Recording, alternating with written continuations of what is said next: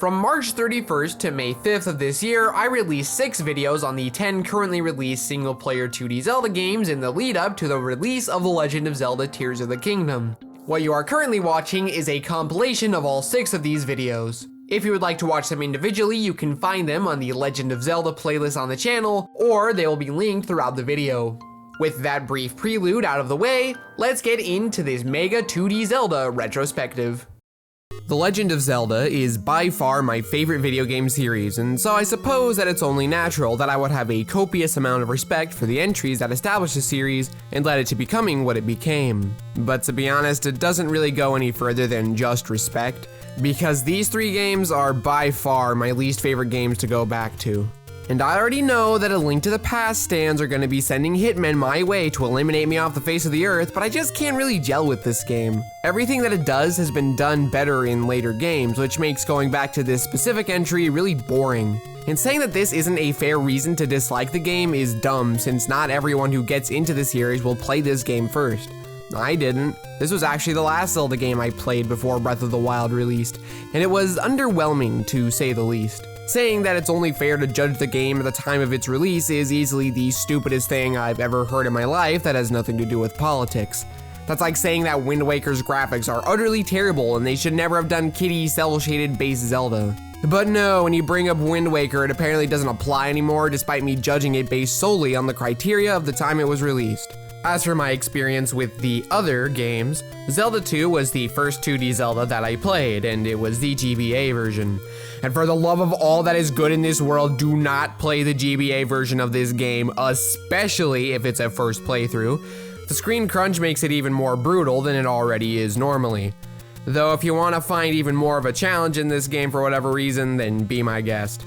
Despite how frustrating the whole experience was, I eventually beat it, and the amount of serotonin I received that day has been unmatched by anything else in this life. How sad is that? But the frustration still wasn't worth it. For years after this playthrough, I'd considered a straight up bad game. However, an interesting thing that I discovered on my last playthrough was that there were pockets of greatness surrounding the questionable design choices. So despite still being my least favorite Zelda, I would no longer call it a bad game. Character development. And the original, I just kind of played. I don't really have any recollection of my first playthrough.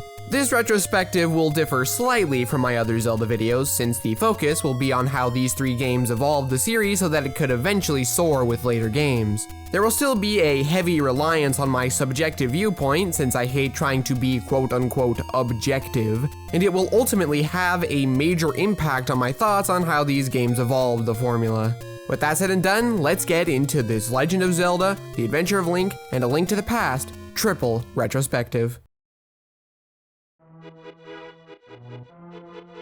If I had to mention how the visual style of the games progressed and evolved over time, I honestly wouldn't really be able to go in depth with it. I just don't have anything to really say about it. I will say that I'm not a big fan of how Link looks in the overworld in the second game. He just looks way too squashed. And Link's pink hair in A Link to the Past caused me to be confused for so many years because his hair color was different in the game than in all of the promotional art. Anyway, the main problem I have when describing it is mainly just that the art style is the same between them all, and it's fine. Nothing bad, but it's far from my favorite in the series.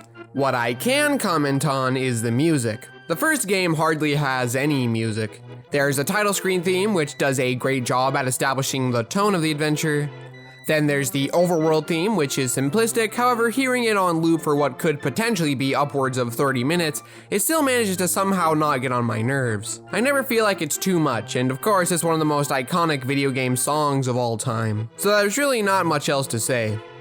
There's the dungeon theme, which isn't quite as good as the main theme, but it still manages to capture the dank atmosphere that the dungeons probably have. Then there's Death Mountain, which does a decent job at setting a foreboding sense of dread and evil throughout the dungeon, despite not being anything more than serviceable. But I think that my favorite theme in the game is the staff roll. Sure, I don't think it fits a Zelda game necessarily, but it's so catchy and it does a great job at making you feel accomplished after finally beating the game. Plus, having it go from the game over theme, which you'll probably be very acquainted with, to a fuller, more cheery theme is pretty cool and does give it a bit more cohesion with the rest of the game. Zelda 2 has a few more tracks than the first game, however I can't really say that the soundtrack in general comes anywhere close to the quality of the first game. The title screen theme starts out really cool, and it seems like it will nearly match the first game, but then it just goes in a direction that I'm not that big a fan of. I like the overworld theme, it's nowhere near as good as the first game's, but I still think it's quite good. The rest of the soundtrack, on the other hand, I don't really like any of the other music in the game. The town theme is forgettable, the battle theme is just kinda there, and I just do not like the credits theme. There are, however, two themes that I love though, and are some of my favorites in the series. Those being the palace themes. The final dungeon is slightly better than Death Mountain's theme from the last game, and it's a suitable concluding track. But the main dungeon theme is one of my all-time favorites. Instead of focusing on a foreboding atmosphere, it goes all in on being a sweet action theme, and it is simply fantastic. It might even be my favorite piece of music composed for the NES.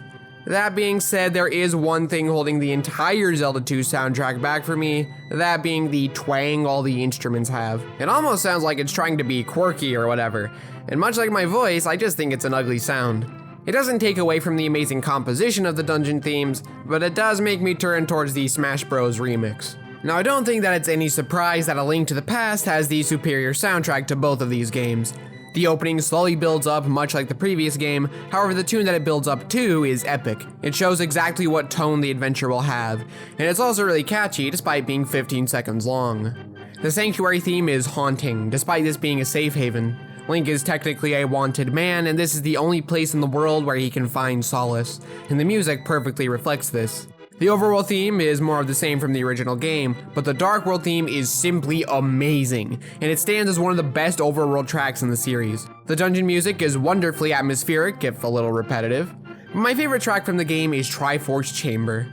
After beating Ganon, having conquered every challenge the game threw at you, you get this theme that makes you feel like you truly won.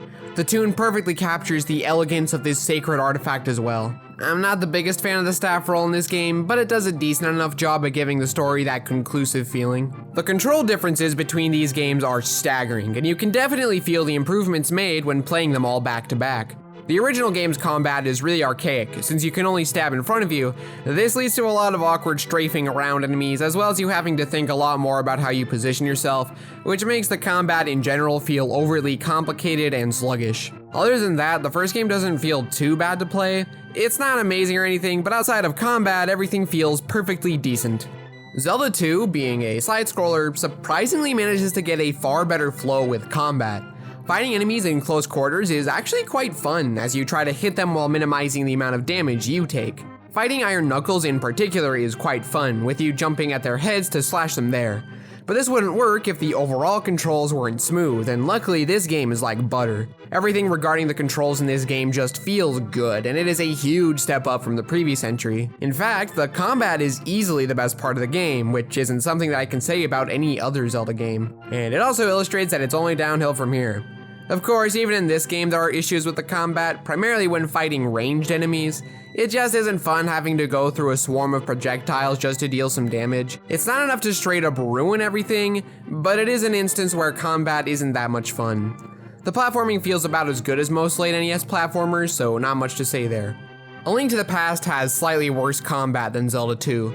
The reason I feel this way is because it's overall less complex and interesting than the previous game, though that isn't to say that Zelda 2's combat is necessarily complex, it's just that it feels like there's more to combat in that game, with you having to find good strategies to defeat enemies. Here, it's as simple as slashing your sword, which at the very least feels a lot better than in the first Zelda. Positioning yourself is mostly for dodging and not attacking, so you don't need to be nearly as precise. However, with Zelda 2, the simple addition of being able to jump and crouch meant that there was far more to combat encounters, since enemies could attack you from essentially 3 different vantage points, and so you need to take all of them into account with every battle. Here though, a lot of the time there isn't that much to combat outside of just slashing your sword. Theoretically you could use your items, but the majority of the time, unless they're weak to a certain item, it's usually more efficient to just use your sword. The overall controls essentially feel like a far less clunky, more refined version of the original games. That's about all I can talk about in this section, since that's really the only thing that I would say is directly tied to the presentation for these games. On to progression. Easily the thing that changed the most between these 3 releases was how progression was handled. The first game has a completely open map, and you can explore nearly the whole world at your leisure. Certain dungeon items even allow for easier overworld exploration. The game isn't completely obtuse with its progression either, since it uses easier enemies to guide the player through earlier parts of the game. It's interesting coming back to this game after Breath of the Wild, since it could be argued that the first game is less free-flowing than it. Every dungeon is required to be beaten before you're allowed to access the final dungeon. The overworld doesn't really make it feel like the world is your oyster. It's a lot more cryptic, and it's a bit closer to something like a Metroidvania. I think that in general, a lot of people tend to over-exaggerate the cryptic nature of the game, making it seem like it would be impossible to beat the game if you don't have a guide, which couldn't be further from the truth. 9 times out of 10, you just need to commit a copious amount of trial and error, which would be annoying if the game didn't have this sense of mystery associated with it. Trying out your whole arsenal in order to see what works helps with the exploration element of the game, since you need to figure out what to do when you get to the location that you need to get to. However, it's here that we get to a bit more of a negative part of the section, since if there's one thing that the game doesn't handle that great if you ask me, it would definitely be the items. Outside of the ladder and raft, I don't really feel this sense of Link growing in power and expanding his arsenal in meaningful ways. If you manage to find the blue ring, that's a far more impactful feeling of progression in comparison to something like a more powerful boomerang or a whistle. It doesn't help that the overworld doesn't take much advantage of the items you get in dungeons. Plus, these items aren't even that great a lot of the time. You use the raft like twice, once to get to the next dungeon and a second time to get a heart piece. The step ladder is used to crop a couple of 1 tile wide gaps. The whistle is used to undo the status effect that bubbles give you in dungeons, as well as warping through the overworld. The bow is fine, I guess, but you get it so early on that I can't really think of it as a meaningful part of progression outside of the first 10 or so minutes of the game when you're making your way to the first dungeon. That's not to say that every item is like this though. I think that the most substantial feeling upgrade to your arsenal definitely comes with the Bible, also known as the Magic Book. This item makes you feel really powerful as it's a really effective weapon, being a better version of the magic wand since it upgrades the beam you shoot. Then of course we have the silver arrows, which are required to beat Ganon. And I feel that this is one of the stupider parts of this game's design. The silver arrows should make the fight easier, not the only way that it's possible. If the final fight were just more difficult, then it would make the discovery of the silver arrows feel a lot more rewarding than if you got to the end of the fight and were unable to kill Ganon. As it is in the game, it ultimately just leads to a less satisfying ending. It's not like it's the worst thing in the world, which is why I'm not making my voice sound angry here. It's more that it's a decision that I can't find any justification for. Its main use is completely arbitrary, and it also doesn't serve any use outside of the ending blow to Ganon. But if you want to talk about truly useless items, might I interest you in Zelda 2's item selection. There are hardly any moments where an item gets used in an interesting way after you use it to overcome some overworld roadblock. Not really helping with this problem is the fact that the majority of these items are only used in the overworld, which is generally pretty barren and boring to explore. The candle is a fairly mundane item, allowing you to see pitch black areas. Since you get it in the first dungeon of the game, it means that it only fundamentally changes how you approach the caves once, which is this first one you find. The hammer and raft just allow you to bypass a roadblock and are pretty quickly forgotten about afterward. Arguably the most interesting item in the game are the boots, which allow you to walk in areas that are otherwise lethal, such as the surface of lava. Somewhat making up for the lackluster items are the spells that you learn. Some are quite bad or borderline useless, particularly the spell, which is used to open a single passage, as well as turning enemies into bots, though there's never really a point in the game in which it's ever handy.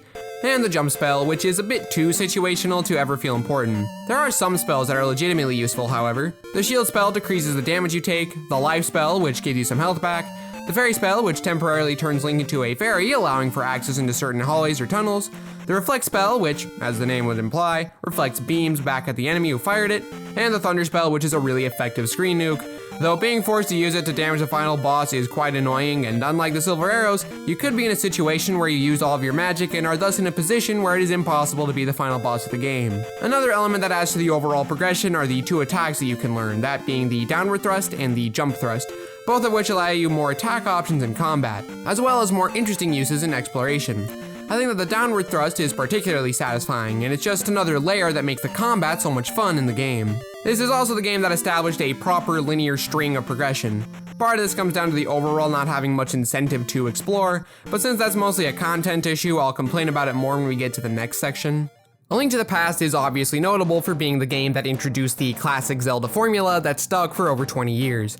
I don't really feel like I have to explain how that formula works. Most items here feel legitimately useful throughout the game, and in general, I think this is definitely the one game of these first three where it feels like you are getting stronger as you build up your arsenal. One area of this game's progression that I'm not that big a fan of has to do with how the dungeons are handled in the Dark World portion of the game. For the first third of the game where you're in the Light World, you can't do any of the dungeons out of order. Once you get to the Dark World, after the first dungeon here, you can do any of the other dungeons out of order. Now you might be wondering what problem I have, and I assure you that it isn't that you can complete them in any order you see fit. I mean, Breath of the Wild is one of my favorite Zelda games. The problem here is that the incentive to do them out of order is non-existent. Here's a little thought experiment for you. If you didn't know that you could do the dungeons out of order, would you even think about doing them out of order? Probably not. The reason for this is because all the dungeons are numbered. In the first game, half the time you didn't even know if you were going into a dungeon, and if you did, then there was no way of telling which one it was until you entered. You can pretty easily do levels 1, 2, 3, or 8 in any order you see fit. The only thing truly preventing you from completing it being your own skill level. With the numbering of the dungeons in A Link to the Past, it discourages doing them out of order since you already know what order the devs wanted you to play through them, which to me at least, makes me lose a lot of the desire to do them out of order, since I already know which ones will give me trouble based on my current skill set. Another problem that arises because of this is one thing that I love about the original game, that being that you could very easily walk into an area of the map where you'll be absolutely decimated without knowing beforehand. You got to make the discovery that this area is probably not designed with your current equipment in mind, which added a nice sense of progression to the overworld that you personally got to discover. With A Link to the Past, I already know that the general area around certain dungeons will be more difficult than another one, since I already know that the devs don't want me to go there yet. And again, I position the fact that there's absolutely nothing incentivizing you to even think about going to these areas until previous challenges have been completed. So this begs the question, does non-linearity even matter if the game doesn't incentivize it? Perhaps this would be a fair question to ask if the developers were even designing the game with non-linearity in mind. Based on interviews with Miyamoto, I don't think that it would be too much of a stretch to imagine that they didn't design this game intending to implement that degree of exploration. Doing stuff out of order would be too much for the SNES to handle in regards to the story, apparently. But the story is so simple that after the opening sequence, all of the roadblocks forcing you to a specific path for the first 3 dungeons feel arbitrary. There is no real reason that the story in this game wouldn't be able to handle you doing dungeons out of order, considering that the order you receive the message from the maidens you rescue don't really need to be done in a specific order. And we know that it doesn't matter, yet the devs most certainly didn't intend for this to occur. These numbered dungeons are how they want you to go through the story, and yet you can do them out of order. This is such a massive contradiction that I can't even wrap my head around it. Zelda games have usually struggled with telling huge compelling stories and having a non-linear gameplay experience. So we end up with games like Breath of the Wild, which has a more implied story, and Skyward Sword, where a lot of the gameplay decisions almost feel like they were made with the story in mind. A Link to the Past shows the worst of both worlds, where they sacrifice exploration without telling a compelling or even linear story to compensate. The fact that this could have so easily been 100% open-ended is so upsetting because this game walks the fence so much, and yet it manages to satisfy neither side. One of the reasons that I feel so strongly about this is due to the Zelda games that are more open in their design like this not only make the potential developer-intended path less obvious, but they also give you the items in a less linear way. A Link Between Worlds and Breath of the Wild give you all the items at the start of the game, which makes you feel like the only thing stopping you from exploring certain parts of the world is your own skill and sense of curiosity. Even compared to the first game where you aren't given a bunch of items at the beginning, you only have a sword and are given absolutely 0 directions on where to go next.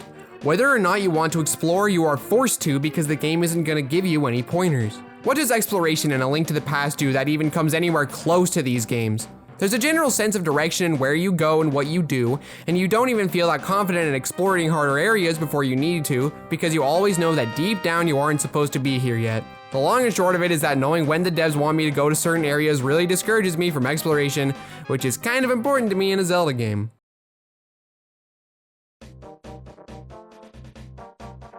The main quests in these first 3 games are pretty hit or miss. First off, there's absolutely no side content outside of a few mini-games in A Link to the Past, which does have the unfortunate side effect of making the overworlds feel fairly barren.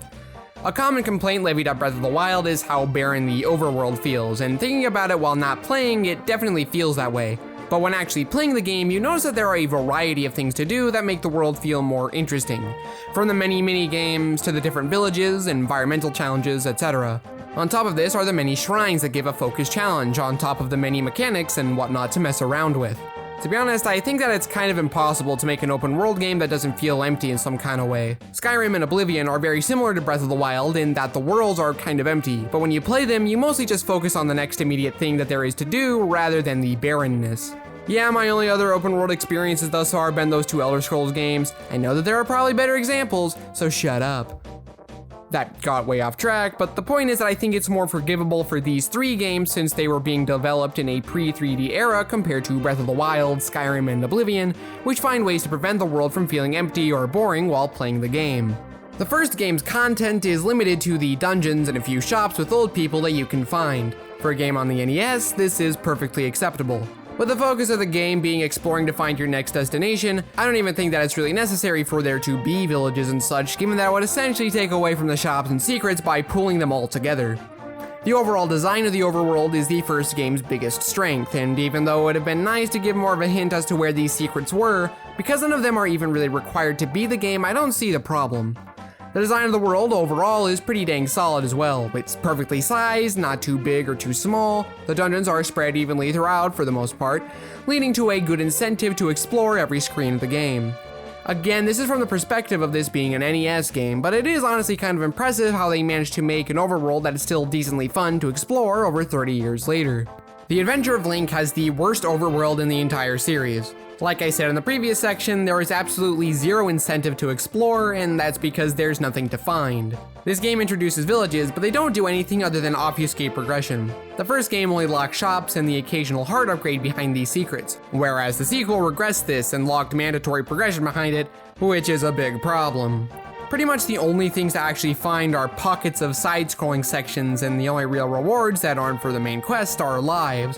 Which is a dumb system in its own right, since if you get a game over anywhere other than right at the very end of the game, you start at the very beginning and have to agonizingly walk all the way back to where you died so that you can hopefully make progress, assuming you didn't take too much damage or die again on your way over. And since you'll likely make so many trips on your first playthrough, you will very quickly see how little there is to do in the overworld. People love to complain about Hyrule Field and Ocarina of Time and Twilight Princess, but at least there's stuff to do in there, and there are also a bunch of fast travel points that you can skip retreading boring parts if you don't feel like trying to find the secrets and can focus on purely new content. The map in the second game essentially acts as a really boring plane that connects all the different content together. It's so boring, in fact, that I have officially run out of things to say about it. To absolutely no one's surprise, A Link to the Past has the best overworld of these three games. Secrets are far less obtuse, there are more points of interest beyond just the dungeons, and the village is pretty based. Of course, where this game really shines is with its main concept of the light world and the dark world.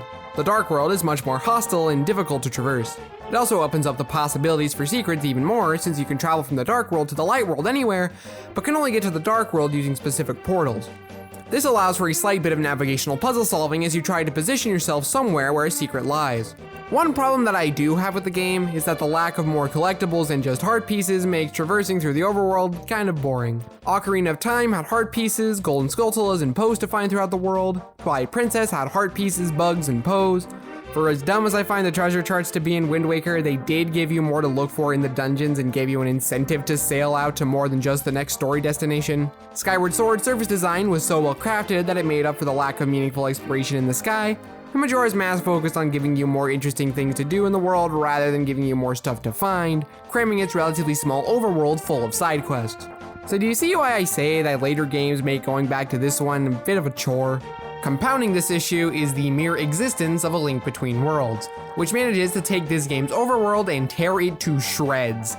I'll save my thoughts on its overworld when we get to that video, but for now I think that it's important to note how much lesser it feels in this game by comparison. A Link Between Worlds feels fuller, there's more stuff to do, its wall merging mechanic opens the world to have some more interesting design, the item system means that there's a bit more choice in how you explore, either focusing on one specific item you rented, or going after everything you see with a full arsenal you just acquired. Lorule, apart from having a more interesting story reason for existing, also manages to have more interesting methods of accessing it, with these mysterious glowing cracks in the wall. Going back to A Link to the Past, it feels remarkably underwhelming.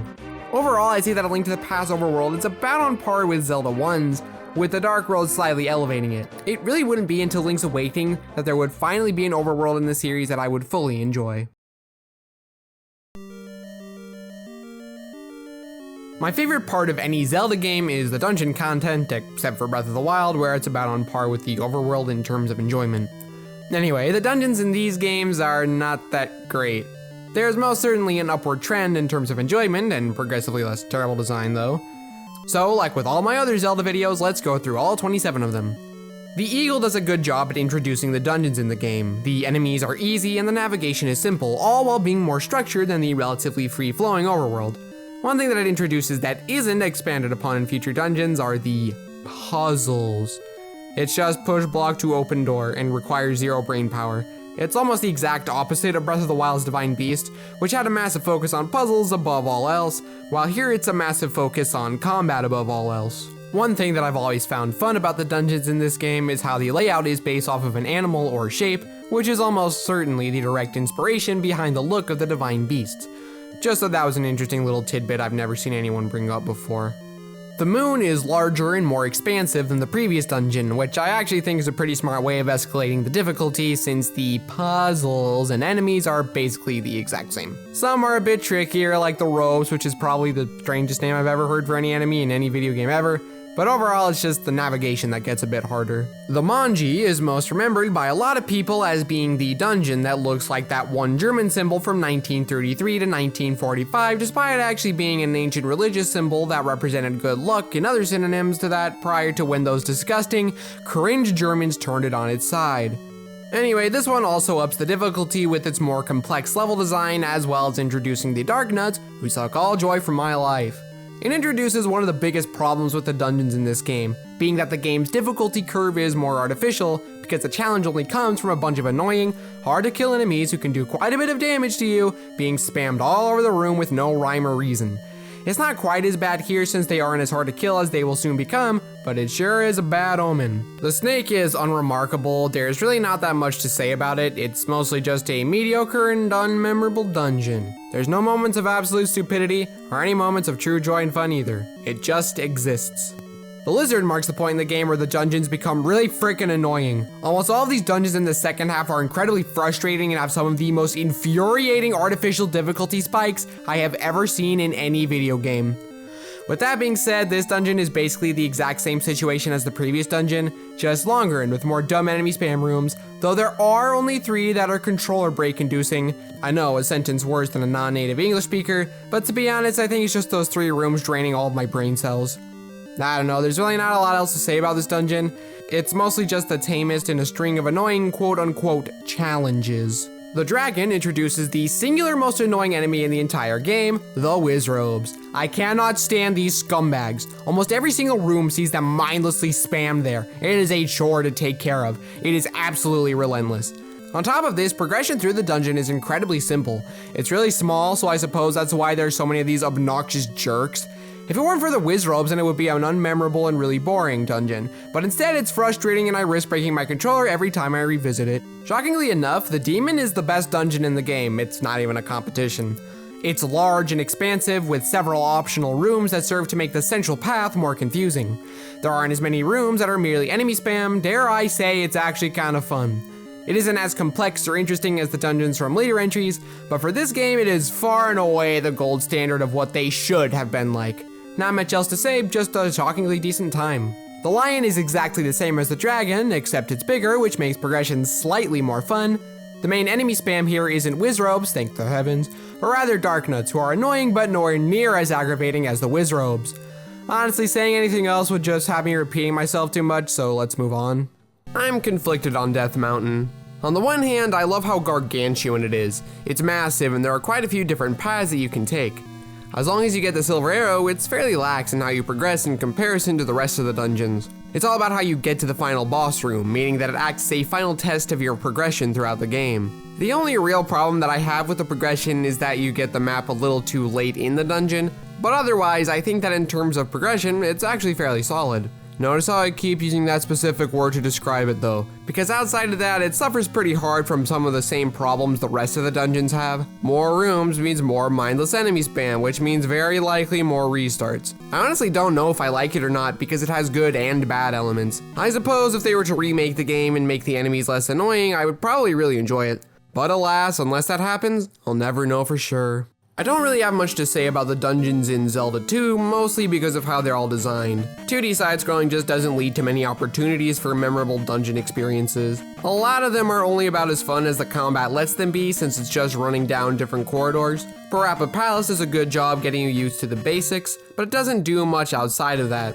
Midoro Palace spices it up a little bit by offering a lower floor. The Island Palace meets up the bones of Midoro with a little bit more snaking through it involved. The Maze Palace offers an even meatier experience and is the most fun dungeon thus far in the game. The Ocean Palace turns this up a notch with even more snaking through it and a few other splintering pathways. It's probably the most fun dungeon in the game. The Hidden Palace doesn't have as many paths, but otherwise it's basically more of the same. The Great Palace is in the exact same boat as Zelda 1's final dungeon. It's the most fun from a design perspective, but the enemies are obnoxiously hard even with maxed out stats. That is seriously all I have to say on them. They're fun in the moment, but I can't really say if they're well designed or not because of how little they stick out. The only memorable part of them is the combat, and that definitely isn't exclusive to the dungeons, so they don't take up a lot of space in my memory. The dungeons in A Link to the Past introduced the dungeon format that would stick until Breath of the Wild finally broke that trend. However, while they did a good job introducing it, I don't think any of the ones in this game are particularly special. The Eastern Palace is a fine first dungeon. It's always pretty obvious where to go next. It's basically a straight line that's forcefully curved at some points, but that's fine because it's what I expect out of a first dungeon. There's not a whole lot else to say about it. The Desert Palace isn't much better than the last dungeon. It's pretty easy, and the only thing it has going for it is splitting the first and second halves of the dungeon in the overworld. But the only thing that they actually do with that concept is hide a piece of heart down a screen, which makes me wonder why they even bothered splitting it in two anyway, since it doesn't add much to the overall progression through the dungeon itself. The Tower of Hera is the first legitimately good dungeon in the game. It introduces orange and blue blocks that shift up and down based on whether the crystal switch is red or blue, and while it would be used in much better ways in later dungeons, they're still well used here. The only negative I can think of is getting to the big chest. You have to fall through a whole floor above, but if you go through the lower part, you'll land on these star panel things and have to climb to the next floor to fall through the top, which feels like a massive waste of time for such a small mistake. The Dark Palace is what really kills the momentum of the game for me. It isn't bad, it's just really boring. Whenever I get here, the strategy I use is to basically just go around in a circle a few times, which makes the dungeon feel a lot more constrictive. I know I could probably use a different route, but that would make the whole thing last longer than I'd like. It also doesn't really have any decent puzzles, so it's just a half hour of blandness. The Swamp Palace is the one that comes the closest to being a dungeon from Zelda 1. There's just some mindless enemy spam in some rooms, particularly in the central room. It's kinda ridiculous. The puzzles aren't really that much of a pain if you know what you're doing, and there are so many optional rooms that it does a decent job at hiding the overall linear progression of the dungeon. Skull Woods has an interesting idea of having multiple dungeon entrances hidden throughout the forest, but the execution is kind of lame. They don't hide any important item or key out in the overworld, which almost makes it feel like they implemented it just for the sake of the idea, without giving any thought into actually designing the dungeon around the woods. And just in case you think that I'm nitpicking, first of all, yes, I probably am, but also this is also an issue that I have with it in A Link Between Worlds, so it's a reasonable complaint if I dislike it in both instances. There's also only 3 entrances that you need to find to beat the dungeon, which makes it feel like 3 disconnected mini dungeons rather than one full interconnected experience. Gargoyle's Domain is fun, I guess. I like the opening section because it's confusing to navigate, but after that it's a straight shot. The enemies aren't that annoying, and I really like the take on the boss being a disguised hostage. Outside of that, however, it doesn't really have anything interesting to offer. The Ice Palace is the best dungeon in the game. It does have some shortcomings though, like some of the most annoying ice physics in any game I've ever played, but it's really solid otherwise. It's relatively straightforward, the enemies aren't too irritating, and the final puzzle is brilliant and is what elevates it to the best dungeon status, with you having to think about what route through the dungeon you need to take to push this block down the hole. I love stuff like this. Navigational puzzle solving is my absolute favorite thing that any Zelda game does. I mean, you could also use the Cane of Samaria to solve it in like 2 seconds, but that's a positive in my book because it means that if you already beat Misery Mire, you don't have to do this final challenge, which only further adds to my frustrations to numbering all the dungeons, but I've already whined about that enough. Misery Mire is fun to run through, but there isn't anything of substance to it. There isn't anything to praise or anything to critique, it's all just a tiny dot in my memory compared to the rest of the game. Kinda like the rest of the dungeons, but I digress. Turtle Rock is a good penultimate dungeon. The pipes are a bit confusing, but it's not too bad. It has you needing to pay attention to where you'll end up and make a mental note of how it affects the progression of the dungeon. I like the moving platforms, except in this piece of trash room. I swear I'll be holding down a direction on the D-pad, but the game will just not respond, and it really angers me. Anyway, fine experience, kicks off the Turtle Rock trend right. Ganon's Tower is mostly just a gauntlet. It's a good ramp up to the final boss, and of the 3 games talked about in this video, it is absolutely the best final dungeon of the lot. Not like that was a high bar to clear, but it's still an accomplishment nonetheless. It puts your skills to the test, with a few mini bosses and a lot of combat encounters that don't make me want to rip my hair out. Not much else to it. The bosses in Zelda games have never really been the strong suit. In fact, prior to Breath of the Wild, I think that they've always been hit or miss, with the hits really hitting and the misses really missing. And the majority of the bosses from these first 3 games fall into the latter camp. Aquamentus is pathetically easy, he just shoots fireballs and you just have to avoid them and then stab him. For a first boss he's fine, but then they brought him in to be the final boss of the 7th dungeon without changing him at all. It's embarrassing. The Dodongo is also pathetically easy, not even really attacking Link and only asking you to place a bomb in its path. Manhandla is surprisingly enough easy to fight. This one actually can be fun though, with you having to avoid its attacks and then attacking it. But since it actually moves, it's more stimulating than the others.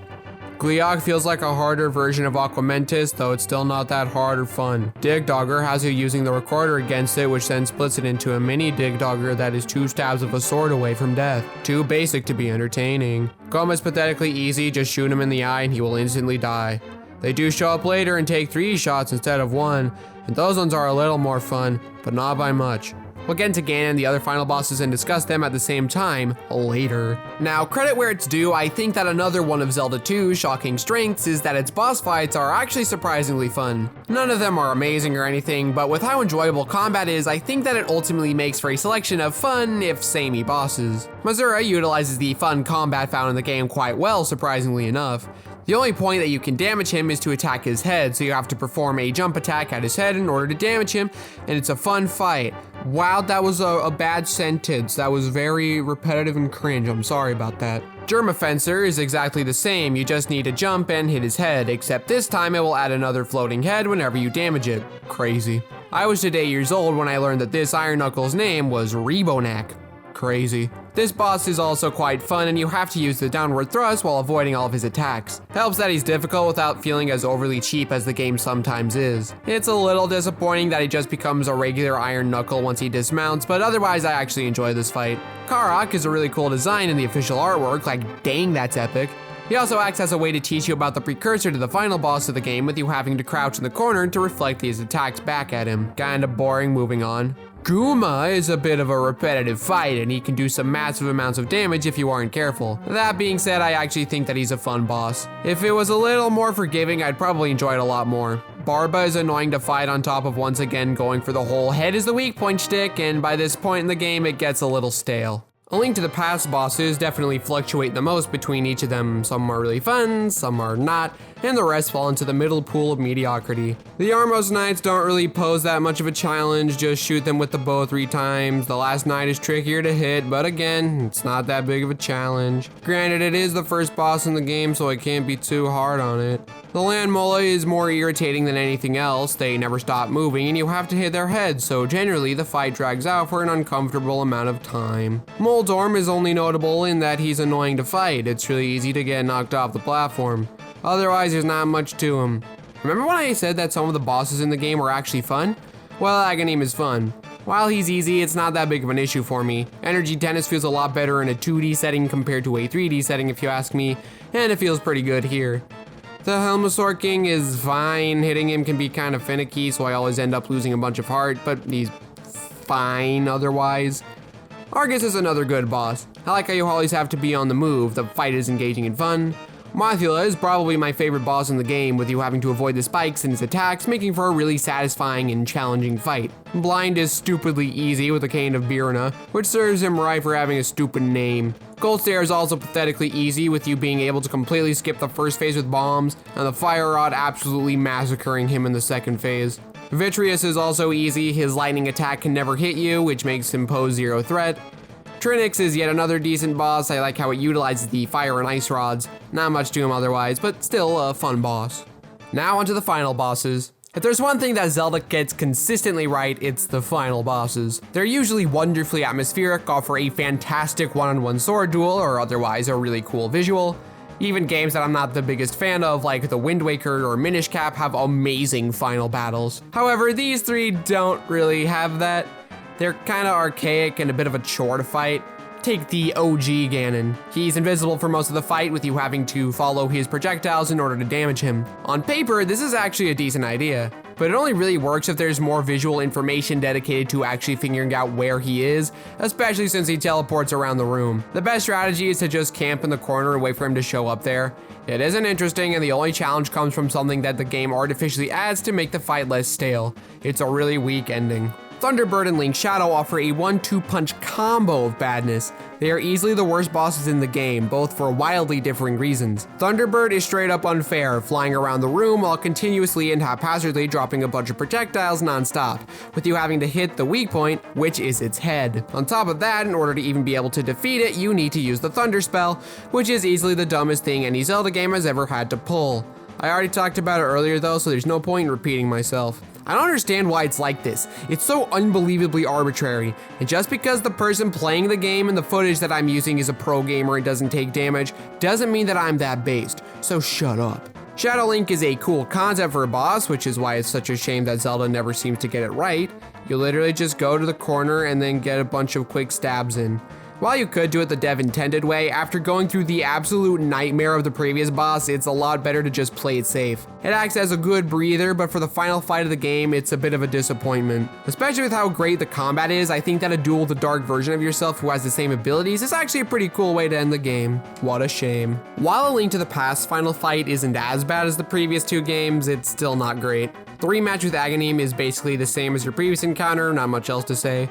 Ganon's first phase is really easy, with you avoiding the easily dodgeable trident and then attacking him after he teleports to catch it. Phase 2 is just a slightly harder version of phase 1, with him sending out projectiles, but phase 3 is when I start getting annoyed. The only real difference is that the ground collapses and the projectiles are directed towards Link. This wouldn't be a problem if it wasn't for knockback, causing you to fall down the hole and restart the entire battle, because the Lord hath forbidden that they put a spawn point in the fight like literally every other time you fall down a pit in the game. Phase 4 is just straight up awful. You have to light the 2 torches and then hit Ganon with your sword and then shoot him with your silver arrows. His attacks never change, he never even poses that much of a threat, it's just back and forth doing the same menial task. Overall, the dungeons and bosses leave something to be desired. They lay the foundation, but later games would use that foundation as a springboard to create some truly fantastic puzzlers and engaging fights. Which leads us to the conclusion. It isn't my goal to just be a contrarian for the sake of it. I feel like only terminally online people do that in an attempt to get a rise out of people, and it was never my intention to do that. I just wanted to share my perspective on a game that I don't have a strong affinity for. These 3 games are the single most important games in the series, and I would be stupid and ignorant to say otherwise. But much like a lot of series that I adore, like Mario and Sonic, the earlier games built the foundation that future games would build more off of, and it makes me appreciate the older games, but I don't like them as much as later entries. But as I said earlier, this video is subjective and in no way is meant to reflect some objective truth. If any of these are your favorite Zelda game, then more power to you. I think that it's fascinating seeing the different opinions surrounding games that I love that others dislike, and games that I don't care for too much that others would consider a masterpiece. And as long as you can respect that I wouldn't put any of these higher than a C tier, then I will respect you putting them in S+ tier. And at the end of the day, that's the point of having an opinion. Link's Awakening was a game that I always wanted to love. With its charming characters, the phenomenal story, and brilliantly designed overworld and dungeons, it unfortunately brought out the limitations of the Game Boy hardware. They really didn't design this game around having to use only 2 buttons, which led to the entire game feeling like Ocarina of Time's Water Temple with how many times you need to open your inventory to swap items. It really put me off from playing it that often, and it did put a damper on my enjoyment overall. Even the Oracle games weren't this obnoxious despite sharing a few of these issues. So imagine how excited I was when the 2019 February Nintendo Direct ended with the announcement of a remake of the game. Finally, they were making a version of the game that I could actually enjoy without having to deal with the limited control scheme of its original release. All this to say that for this retrospective, I played the Switch remake of the game, and everything I have to say about it is based on the remake. So before we get into this brilliant game proper, let's talk about the remake and how its differences affected my thoughts of the game. Josh the Camera Goose Link's Awakening Retrospective begins now.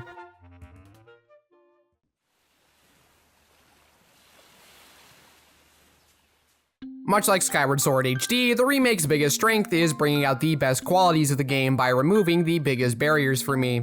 That game did so by minimizing Vi's presence, adding camera controls, and just generally improving the pacing. Link's Awakening does something similar, though its differences feel a lot more substantial. First off, they made items like the Power Bracelet something that no longer needs to be equipped, which is an absolute godsend considering how many times you need to use it. I'm not really sure why they didn't do this for Rock's Feather, since that's also one of the most used items in the game, but it's not a huge issue.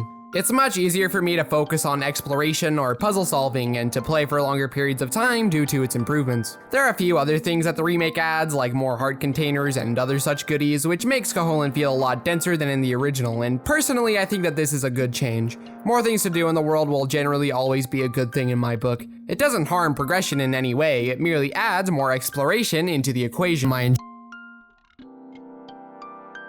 Arguably, the biggest thing that the remake adds to the game is a dungeon remixer. While cool in concept, it's mostly just a distraction. Hearing that the reason there's no Zelda Maker in the vein of Mario Maker being that coming up with puzzles is hard, hence what they went with in this game, is kind of dumb. Making good platforming levels is also hard, yet that didn't stop the existence of Mario Maker. Not to disrespect the Zelda team, they are arguably one of the best set of developers in the world and have made over a dozen of my favorite games of all time. But I don't really think that the average consumer not having a good grasp on puzzle design is all that convincing. It feels more like an excuse to not make the game rather than just saying, I don't really want there to be a Zelda Maker. In an interview, Aonuma said that if the reception to remixing rooms was positive, then it would be something that they kept in mind for the future, and to be honest, I'm not really sure if another game having a side mode like this or a full game dedicated to just remixing different rooms would be all that great. There's just not that much that you could really do with the concept. Pre-made rooms just aren't flexible enough to do anything really interesting. Perhaps if you could use pre-made rooms and layouts and then remix it from there on top of being able to create your own would be a good way to go about it, but who knows how well that would actually work in practice. The reason I went on that tangent is because it highlights my biggest problem with the dungeon remixer in this game. It's just not that fleshed out or interesting. The idea of making your very own dungeon is a compelling concept, and remixing a dungeon using rooms you've already visited also feels like a decent way of streamlining the process. But it's not like you can add or take stuff out of those rooms, which takes a lot of the creativity out of the experience. Plus, there really isn't that much of an incentive to really play with it outside of the few rewards you get, since there's no way to play anything other than what you've already made. Not like an online function would even be that good anyway, since there's only so many ways that you can build the same thing. In Mario Maker, making levels is pretty fun, but it's actually getting to share those levels and see what else other people have made that makes the game actually fun and interesting. It's just a side mode in the game, so I can't be too harsh on it, but I will never forgive it for most likely killing the idea of a Zelda Maker forever. In terms of the presentation of the remake, the visuals are kind of a mixed bag. First off, as a translation of the original pixel art, it's impossible to please everyone. Everyone has their own interpretation of how the game should look, and this remake definitely went in a very specific direction that isn't even really faithful to the original game. Personally, I really like the art style that they went with here. The Fisher-Price-esque design of the characters really emphasizes the playful side of Koholint and contrasts nicely with the depressing nature of the story that we'll get into at the end of this section. I think that the game is just really appealing to look at overall. It's really unique in comparison to any other game in the series, and for me it does enhance the experience. Compared to the original pixel art, I think that it's a fairly reasonable interpretation of the original game. Though if I did have one minor complaint, it would definitely be with the cutscenes. The cutscenes had this really cool 2D hand-drawn style that makes me wish for a Zelda anime, especially considering how surprisingly good the mangas are, but that's off topic. These cutscenes clash with the gameplay art direction pretty hard, which isn't too big a deal, almost as if Link is leaving reality and entering the dream of the windfish. But I do feel as though the opening and closing cutscenes could have been a bit more cartoony so there isn't as much whiplash, but I digress. There are two main problems that I have with the visual presentation of the game though. Firstly, the performance. The game has a hard time keeping up with its 60 FPS target, which makes me wonder why they didn't just try to target 30 FPS. While higher frame rate is nice outside of first-person shooters or fighting games, I don't really think that higher frame rates are strictly necessary, especially for a top-down adventure game. The game does actually run basically flawlessly if you play in handheld mode with docked mode clock speeds, but I still think that lowering the target frame rate would be a lot more reasonable. A consistent frame rate is far more important than a high frame rate. The dynamic resolution scaling is fine for the most part, though there are some points where it can get a little too blurry. For the most part, it's not too big of an issue. The second problem isn't technically that big of an issue, but it personally really bothers me, and that's how Link looks when he moves. I don't really care that you're locked to 8 directions. What I care about is that Link snaps to whatever direction you're going. Even just one frame of animation in between would go a long way in making it look better, though preferably there would be a bit more turning animation. The other animations are fairly solid and fluid, so why he just snaps from one direction to another is even stranger. It looks borderline unfinished, and it's a pretty big stain on what I think is otherwise a pretty good looking game. The music of the remake is pretty stellar, as most Zelda game soundtracks are. The original game's OST is arguably the best the Game Boy had to offer, though with how limited the sound capabilities were with the system, it meant that the actual compositions are all fairly basic, with the main melody of the track being the only thing that could bring a different flavor to each track. The original game had some really good melodies, but when the remake soundtrack came along, it blew the original game out of the water. Face Shrine is one of my favorite dungeon themes, reaching the heights of the Forest Temple and Water Temple themes from Ocarina of Time, as well as the phenomenal dungeon tracks from Skyward Sword and Breath of the Wild. It's the dungeon where the truth of the island is fully revealed rather than just being hinted at, and the track here is fittingly haunting. The rendition of the main theme is pretty solid. Sword Search is depressing since it only plays right at the start of the game. Mabe Village is one of my favorite town themes in the series. It's tied with Skyward Sword as having my favorite staff roll of any Zelda game. It is truly an excellent piece of music. Pieces like Manabo's Mambo are fittingly strange, Ballad of the Windfish is obviously brilliant, and every variant of the theme is equally as fantastic, particularly On the Beach with Marin, and the list of great tracks goes on. I love how for some tracks they remix the original chiptune pieces into it, like in the Staff Roll or Face Shrine. I also really like when they mix some synth in with the rest of the orchestra, like in the opening theme. The soundtrack has this focus on woodwind instruments, which is my favorite section of the orchestra, so perhaps that bias has something to do with my love of this rendition of the OST. Link's Awakening is a pretty weird game, and the soundtrack complements that wonderfully, and considering that the composer was originally gonna go with annoying elf voices, it makes me even more grateful of how good the final product ended up being. And then there's the story, and it's one of the best in the series if you ask me. Your main goal is to wake the Windfish, but with hints at the start of the game before the reveal at the midway point in the game that everything is just a dream. It makes the endgame something to actively avoid, since doing so would erase Koholint from existence, effectively killing all of the residents. It's a bittersweet ending, the only one in the series that I can really think of. No other game in the series ends on such a sad note. Sure, Majora's Mask has the Deku Butler crying over his son, a reminder that just because Termina is saved, that doesn't mean that everything will suddenly be okay for the rest of time, but everyone else gets a happy ending, and throughout the game you actively look forward to the final battle with Majora, as that is what will ultimately save the residents of Termina from their suffering. In Link's Awakening though, this really isn't the case. There's this interesting dilemma that it presents. It is part of the Windfish's dream, so surely everything that's a part of the world is technically property of the Windfish. So if the Windfish wants to be woken, does that make erasing these people from existence justified? Ultimately, it's up to the player to decide even though the answer doesn't really matter. Because no matter what, Link will eventually have to wake the Windfish, whether he likes it or not. The ending hits especially hard because of Marin. She is easily the character that you get the most attached to. She's the first person you meet, you have to save her from monsters at one point in order to access the next dungeon. There's a heart-on-heart on the beach. She develops a bit of a crush on Link, which makes the moment where the entire island disappears really sting. If you don't die at all in your playthrough, then you'll get a secret ending where Marin lives on as a seagull, which I don't personally like as much as the regular ending, since it alleviates some of the weight the ending carries with it. I particularly like the imagery at the end of Link sitting on his broken raft in the middle of the ocean before seeing the sight of the Windfish, which lifts his spirit. It doesn't take away the punch the ending had, but it leaves the game on a somewhat hopeful note. It isn't just the story that's great, the gameplay is also pretty spectacular, so let's get into it.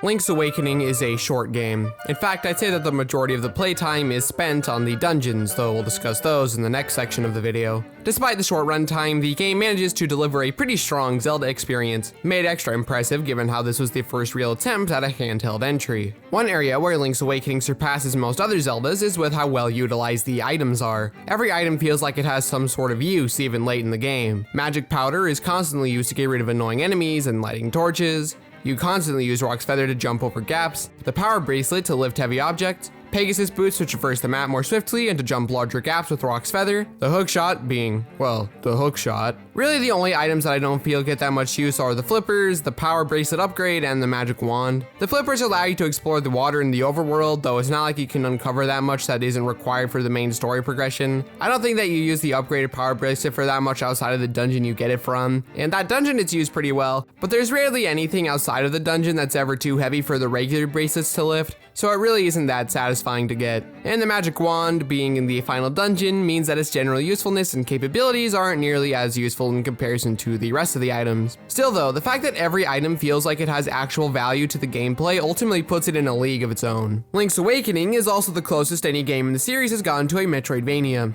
And the main reason as to why is due to the game forcing you to explore Koholint Island. Nearly every dungeon in the game requires you to get a key of some sort in order to access it, whether that's a literal key you need to find somewhere in the overworld, or rescuing this Chanchomp so that it can eat the obstacle obscuring the entrance. And as you explore to try and find these keys, there are a variety of areas that you will spot that have a heart piece, a cave entrance, or whatever that you can't access yet due to your lack of whatever item it is that you need to use. And it happens far more often than any other game in the series. Rushing back to that area after you get the item is immensely satisfying, and leads to a great sense of side exploration on top of the mandatory stuff. What this then means is that Koholint manages to feel more fun to play through than any of the previous 3 entries in the series, and even some of the 3D entries. Even outside of looking for the keys, the progression of the game is based around exploration, which I think makes it an interesting adaptation of the original game's design philosophy into a linear framework. It's refreshing in relation to the vast majority of entries, where you already know where you need to go, and it's more figuring out what you need to do once you get there. Here, you're given a hint as to where the next dungeon will be located, and the rest is up to you. How do you get to the region? Where in that region is the dungeon located? And once you do locate it, where do you need to go to get the key? These are the questions that you ask throughout the entire game. It could be said that Link's Awakening replaces conventional content in the world with navigation through the world, which is yet another similarity to the Metroidvania genre. That's not to say that there isn't any content in those games, just that to me the main content the game offers is a world that you slowly untangle over the course of the game, rather than items, collectibles, towns, etc. Link's Awakening is obviously not a straight up Metroidvania, there are very obvious differences, but the general design of the overworld shares obvious similarities to what I feel is the typical Metroidvania. Helping to expand the overworld exploration are the optional collectibles that do a decent job at being extrinsically and intrinsically rewarding. The heart pieces are all hidden pretty well. In the original game, there were only 12 heart pieces to find, and the remake adds 20 more, for a total of 32 heart pieces. The original 12 were hidden incredibly well, since the lower number basically forced them to hide them in devious locations. The new heart pieces are comparatively easier to find, which has a bit of a negative side effect of making those original 12 not as alluring, since maxing out the hearts is never really that big of a focus on a casual playthrough, and it's just less time consuming and brain taxing to find those ones in comparison. Secret seashells were doubled in the remake, and unlike the heart pieces, I'm not entirely sure if this was necessarily a good idea, since they didn't add more rewards, just increase the amount of seashells that you needed to get per reward. For instance, the Koholint Sword, which is basically this game's equivalent to the Master Sword, only required 20 seashells in the original game, but requires 40 in this game. And the other rewards aren't exactly great, a heart piece for 5, a sensor to find more seashells for 15, and the other 2 rewards are just tiles for the Dungeon Maker. Which is fine, I guess, but it's not enough of an extrinsic reward to make looking for them worthwhile. After a while, looking for all of them becomes a real chore, which was definitely not an issue in the original game. Before that point though, they're fine enough collectible and have decent enough intrinsic value to make it somewhat fun. If I did have one issue with the progression of Link's Awakening, it would be the trading sequence. Speaking as someone who would say that they are the bane of my existence in most Zelda games, it's actually not that bad here.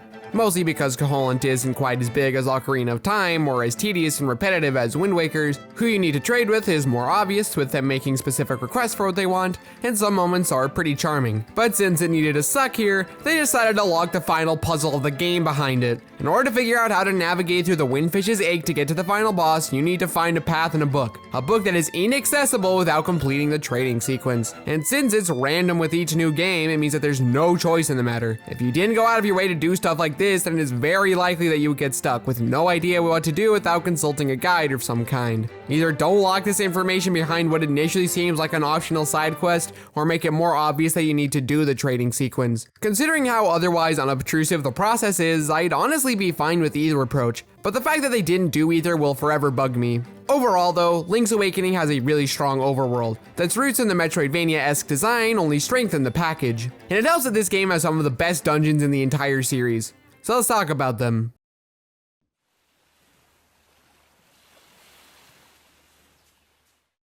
The dungeons in Link's Awakening exemplify everything that I love about Zelda dungeon design, and the fact that more dungeons in later games don't take similar cues from this game greatly depresses me.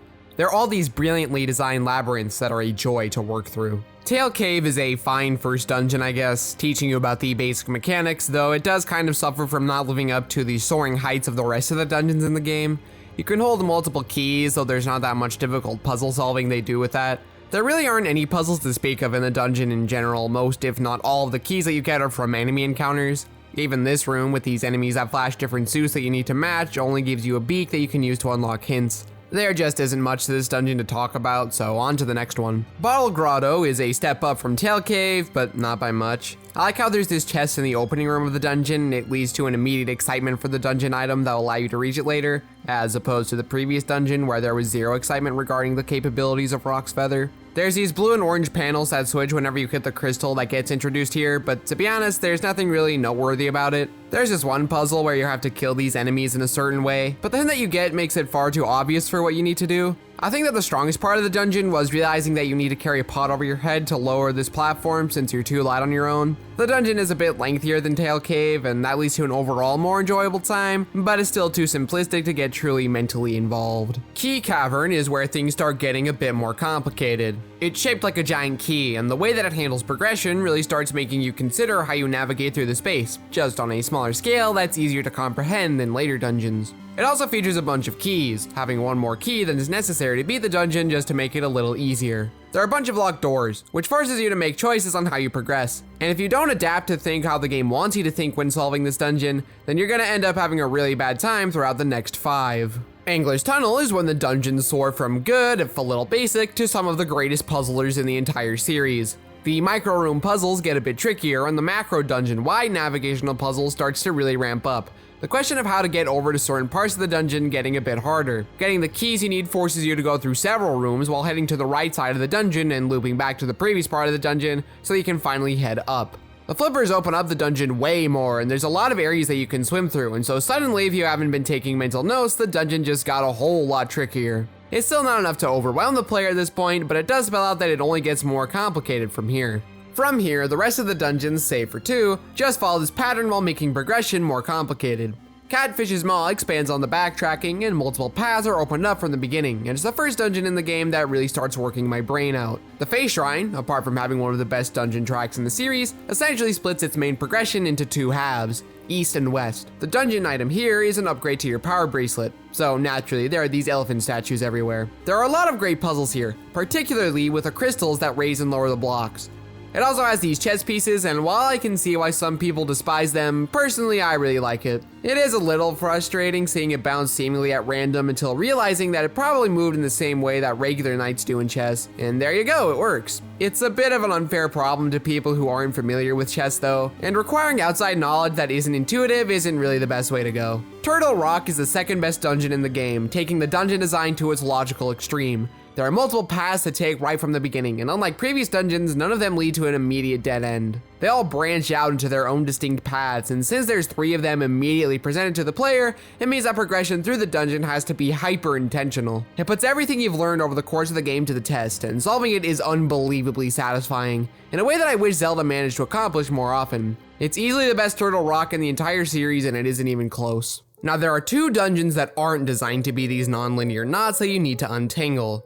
Eagle's Tower is easily my favorite in the game. The entire dungeon is themed around you carrying a ball through the dungeon, using it to break 4 pillars and send the upper floor crashing down into the lower one. The only complaint that I can muster is that you don't really explore that floor, so it's not like this idea that radically changes the layout of the dungeon makes it as interesting as it could have been. Also, this room where you get the ball is really annoying to go through if you lose the ball at any point. Those are the only 2 minor flaws here. There's no sequence that you have to follow when knocking the pillars down. You can do them in any order, which leads to progression being just as confusing as you would expect from a Link's Awakening dungeon. It's not as simple as just solving a puzzle or finding a key to open the door to the next room that you need the ball for. A lot of the dungeon asks you to think about how to get the ball and Link to the same location, like throwing it across a pit and then finding an alternate route that Link needs to take. There's even this one devious bombable wall that I never noticed for a while because it's either really well hidden or I'm just a blind idiot. I'll let you decide which. Hint, it's the idiot option. There's just so much to love about this one. I always look forward to replaying it on every repeat visit to the game. The color dungeon is the last dungeon to talk about, and it is easily the weakest dungeon to come out of Link's Awakening.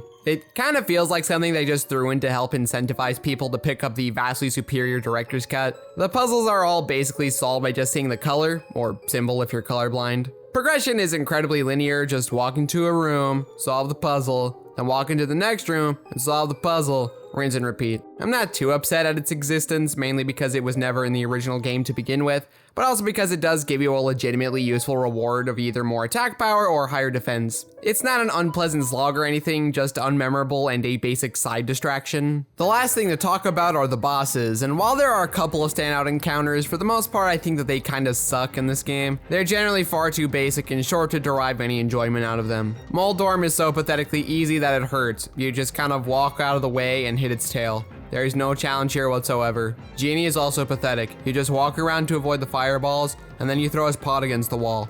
For the second phase, you easily maneuver yourself around the bigger fireball and hit him. The game doesn't even do anything when he's swirling around with a copy of himself either, so overall, another garbage boss.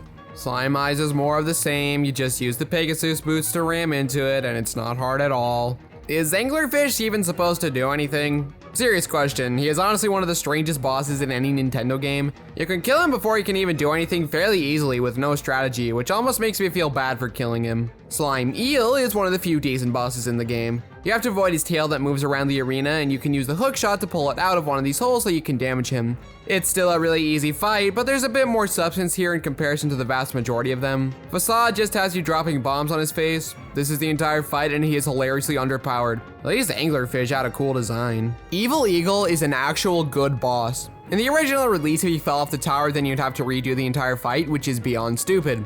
Thankfully, in the remake, they were sensible and didn't do that. You'll fly around the arena, attacking by either diving towards Link or sending a barrage of feathers or wind to try and knock you off the tower, all while you have to try and hit his beak. This makes the fight consistently engaging and fun the entire way through. Easily the best boss in the game, and it isn't even close. Hothead is whatever, just avoid the fireballs that spew out of the ground when he pops out and use the magic rod to damage him. It's not a boring fight, just an uninteresting one. The Evil Orb is a fitting end to a mediocre afterthought. Just jump and slash at him until he dies. It's not complicated or hard to fight him. So overall, he slots right in with the pantheon of Link's Awakening bosses. The Shadow Nightmares are a fitting end to the game, even if some of the phases can be quite annoying. The Giant Gel has you needing to sprinkle magic powder on him 3 times, which can be annoying sometimes, but otherwise it's not that interesting. Aghanim Shadow is basically the same fight from A Link to the Past, with you just playing energy tennis with him, and it's fine enough. Moldorm Shadow is a reference to the boss from earlier in the game, and it is literally the exact same fight, just that it takes more hits to kill now. Shadow of Ganon is similar to the first phase of the Ganon fight from A Link to the Past, just avoid his trident and projectiles that he throws at you and perform a spin attack to defeat him. Land Mola is a less effective version of the first phase of Ocarina of Time's final fight with Ganon, since your sword can't damage it, but any item that you have can do the job, and it only takes 1 hit, so there's not a whole lot to say about it. Deathel is the last form, and while it is a bit more engaging, it's still relatively easy nonetheless. Just jump over his arms and then shoot his eye with your arrows, or use the boomerang a single time. The fight is an effective gauntlet, but that's really the only standout thing about it. Despite the pitiful bosses, however, the dungeons in Link's Awakening are fantastic and truly elevate the experience of this wonderful adventure.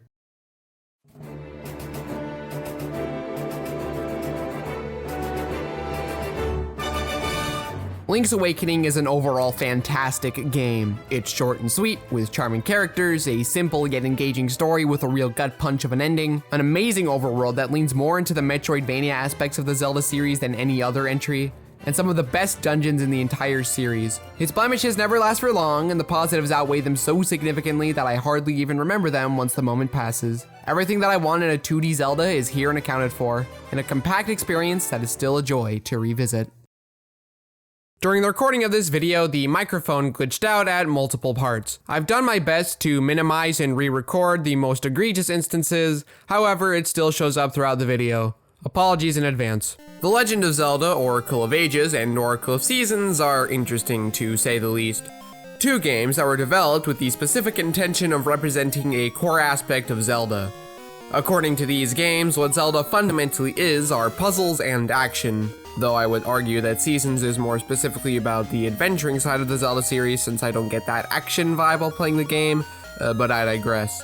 They were also developed by Capcom, the only non-Nintendo developers to make games in the mainline series. They also happen to be my favorite Game Boy games ever made, not including Advance, because I'm not that cringe. I believe wholeheartedly that they don't get enough recognition for what they do well when played individually, separated from their other half, which I think greatly diminishes the great aspects of both of these games. So in this video, I'll try to keep them separated as much as possible. I'll do a bit of comparing and contrasting throughout to further show the value of these games individually and how their design philosophies affect how they're designed with each other, but for the most part, everything else will be kept exclusive. Now begins the Oracle of Ages and Seasons Retrospective.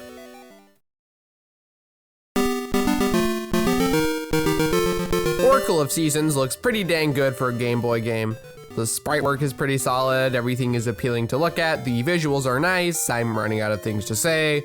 It's just hard for me to really talk about how any sprite-based game looks, especially in regards to NES and Game Boy games. They do a pretty good job at adapting the art styles from A Link to the Past in the original game and making something look kinda cool out of it for the hardware they had to work with. What else is there to say? The music, on the other hand, is kind of average. I like their adaptation of the series' main theme, but pretty much all the original tunes are mostly just serviceable. They do what they need to do, but there isn't a single original track from either game that I listen to outside of the context of the game. So, this game is focused on the action-y, adventuring aspects of the Zelda series, and to be honest, I don't really have as much to say on it, same with both games actually, but I will try my best. The main mechanic at play here that they believed would help sell the idea of the game being focused on this side of Zelda is switching between the different seasons. Changing seasons affects how you interact with objects and the environment. It doesn't affect the whole map, but I don't really think that it needs to. It mostly just sees you having to remember which season you need to switch to on your way over to a tree stump, usually 4 or so screens away. It's a pretty fun mechanic overall.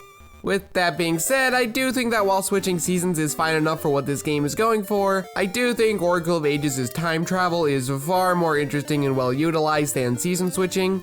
It's not a fault of this game, just an area that I don't think quite hits the mark as well as its counterpart. You never need to switch seasons in a dungeon, and no substantial portion of overworld progression is locked behind it. I'm not too bothered by this though, as the game more than makes up for it by virtue of how big the focus on exploration is. The overworld is fairly easy to navigate, and once you gain the ability to swim, it really opens up to you. It's arguably the most open game in the series in between the original game and A Link Between Worlds, which is why calling it strictly an action game has always confused me. I guess there's a larger focus on combat in the dungeons, but it's not like there's as big a focus on combat in the overworld or anything.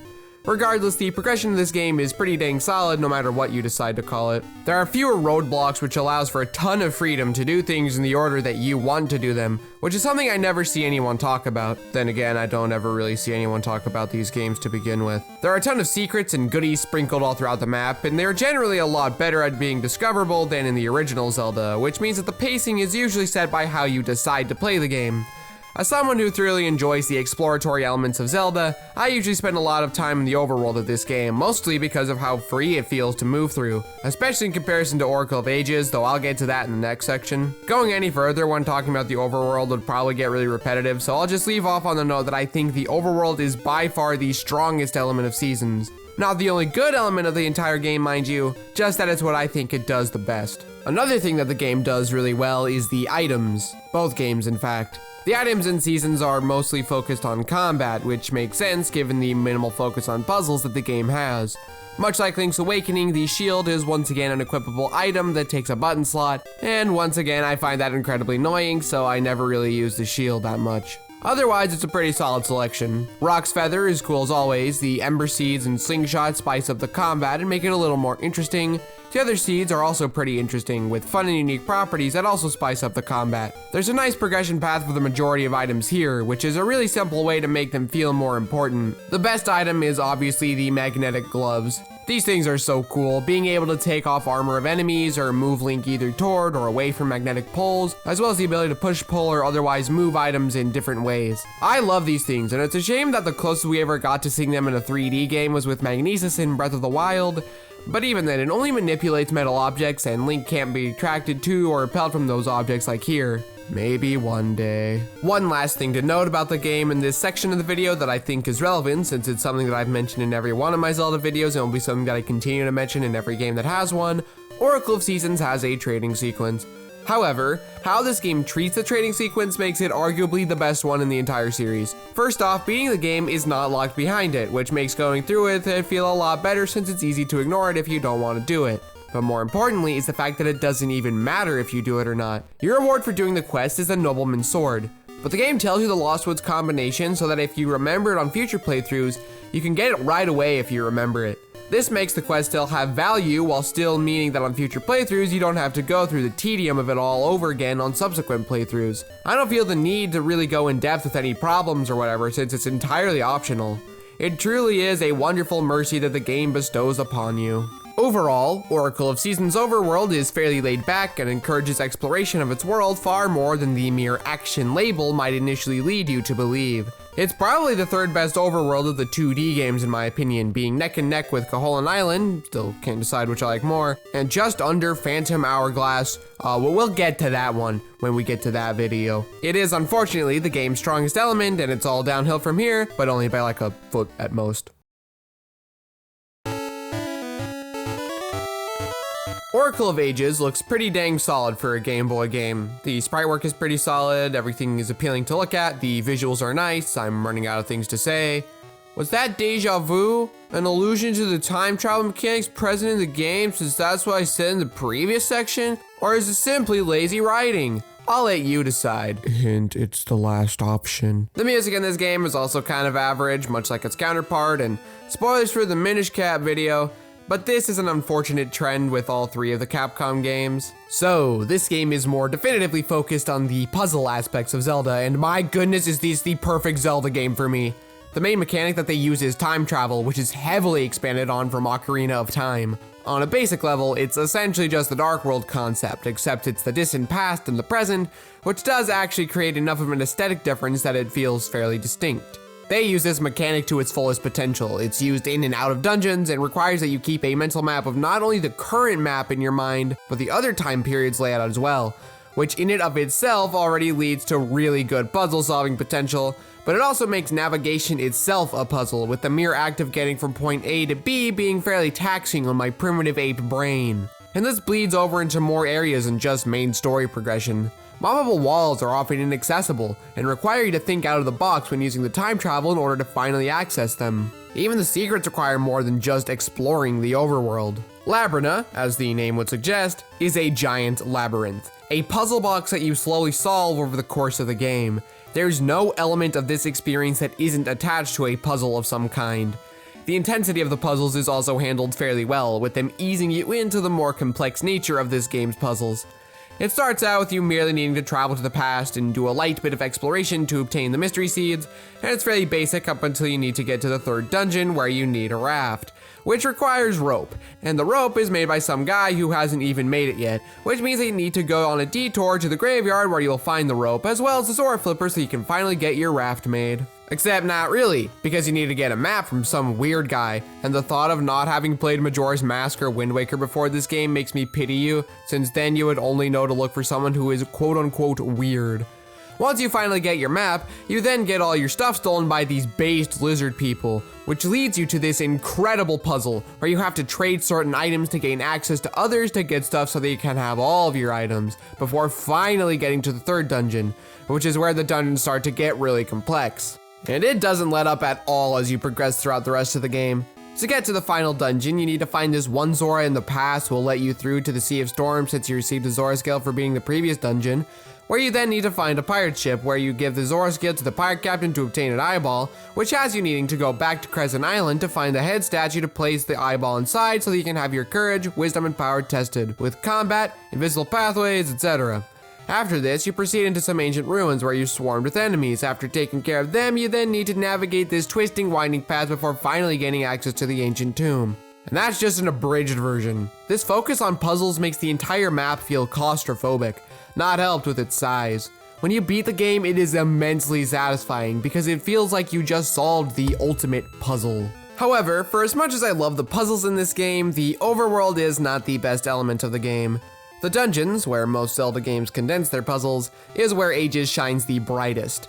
Dungeons are these tightly contained areas. It's easier to get a grasp on their size and keep a mental map than it is to keep a mental map of an entire overworld, which you kind of have to do if you want to have any hope of making progress.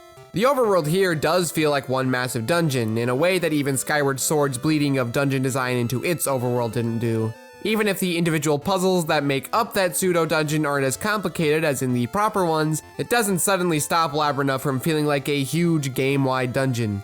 It gets kind of exhausting to play a lot quicker than pretty much any other entry in the series.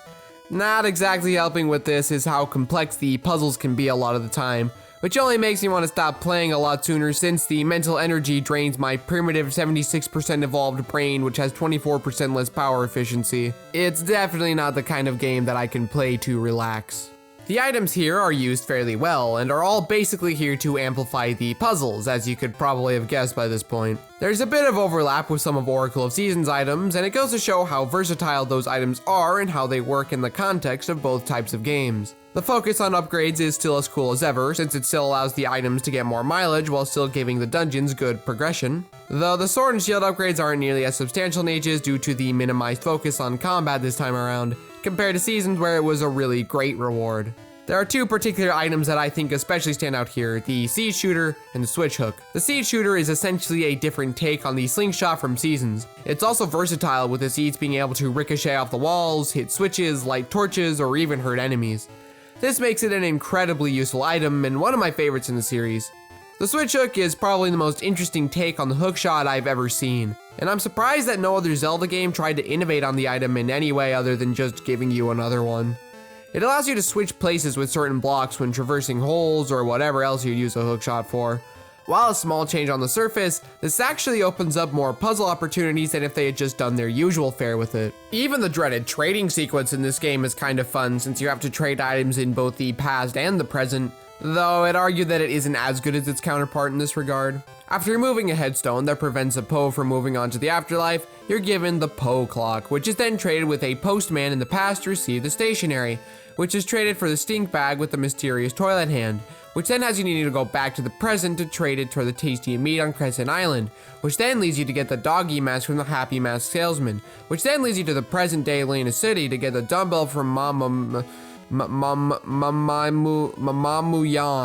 where you then have to travel to the past to find a skinny guy who wants to get buff, allowing you to get the cheesy mustache, which you give to a present-day comedian, who tells you a funny joke, which you then pass along to a depressed boy who gives you the touching book in return for making him laugh, which you then give to Maple, who gives you the magic ore, which you then use to get the sea ukulele by giving it to someone who needs another oar to row in the race, which you then give to an old Zora musician who then in return gives you the broken sword, which if you successfully complete the mini game, you can get the noble sword or master sword depending on if you're playing a linked game or not. This is one of the very few times that I would say that the trading sequence is actually fun in one of these games, mostly because of the puzzle solving as I mentioned. I do think that it's not quite as good as Seasons due to the fact that you can't just skip the whole thing if you don't want to deal with it. Overall, the overworld in Ages is pretty dang solid, and its dedication to puzzles, despite how overwhelming it can sometimes be, is admirable and makes it a wonderful brain teaser throughout its entire runtime.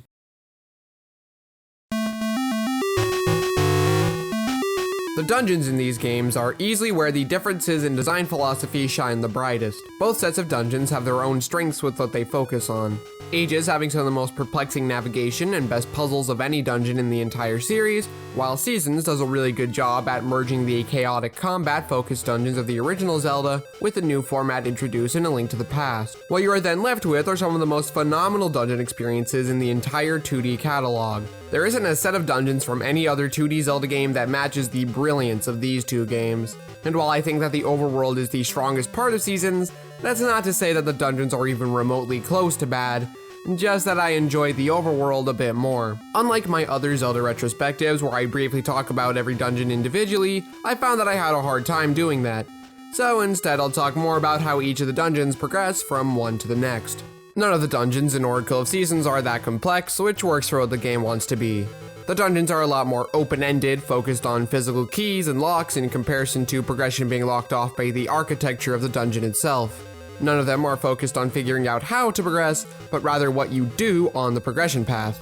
As such, I don't have much to say about a lot of the dungeons in this game in comparison to its counterpart. Gnarled Root Dungeon is fairly small and is a nice warm-up to the rest of the dungeons. Snake's Remains is a lot bigger and more expansive. It has more combat encounters, but despite its scope, it never really asks you to think about the layout of the dungeon, which is definitely a nice refresher after Oracle of Ages. It steadily progresses this design idea for the next few dungeons, with them getting bigger and more challenging combat encounters. Unicorn's Cave opens with a series of connected screens, none of them being obstructed by a wall or locked door. Had this been designed with Ages in mind, then it would have played a lot more with its layout. Just looking at the map from a bird's eye view, it seems like it would be complicated, but it's only as tricky as the micro puzzles that reside within it. The Ancient Ruins expands on this even further. It's gigantic and incredibly open. It even has a dial, a rotating wheel that changes the direction toward where you just came from when you step on it. Ages uses them to make progression more difficult, and its inclusion in seasons would seem to do the same thing. And while it kind of does, with the less constrictive nature of the dungeon, it's a lot easier to enter it from different sides. It does promote some level of macro level thinking, but it's not so much that it undercuts the main focus of the dungeon design. It's mostly there to bring back a bit of the puzzle flavor from the other dungeons in the series. Sword and Shield Maze is the natural culmination of Season's dungeon design. It's huge and sprawling. There's even one massive room in the center of the lower floor, the sword part. It has the most difficult combat encounters, and while it pales in comparison to Ages, it does have the trickiest progression of any dungeon in the game. Told you I didn't have much to say about them. They are fun, but it's hard for me to really talk about what I like about them. Is it enough to say that I simply just enjoy them for what they are with this surface level exploration of them? Hopefully it is. The bosses in Oracle of Seasons focus much more on combat than those of Ages. It's much more about reflex and timing, and I really enjoy the vast majority of them, especially in comparison to the pitiful offerings of Link's Awakening.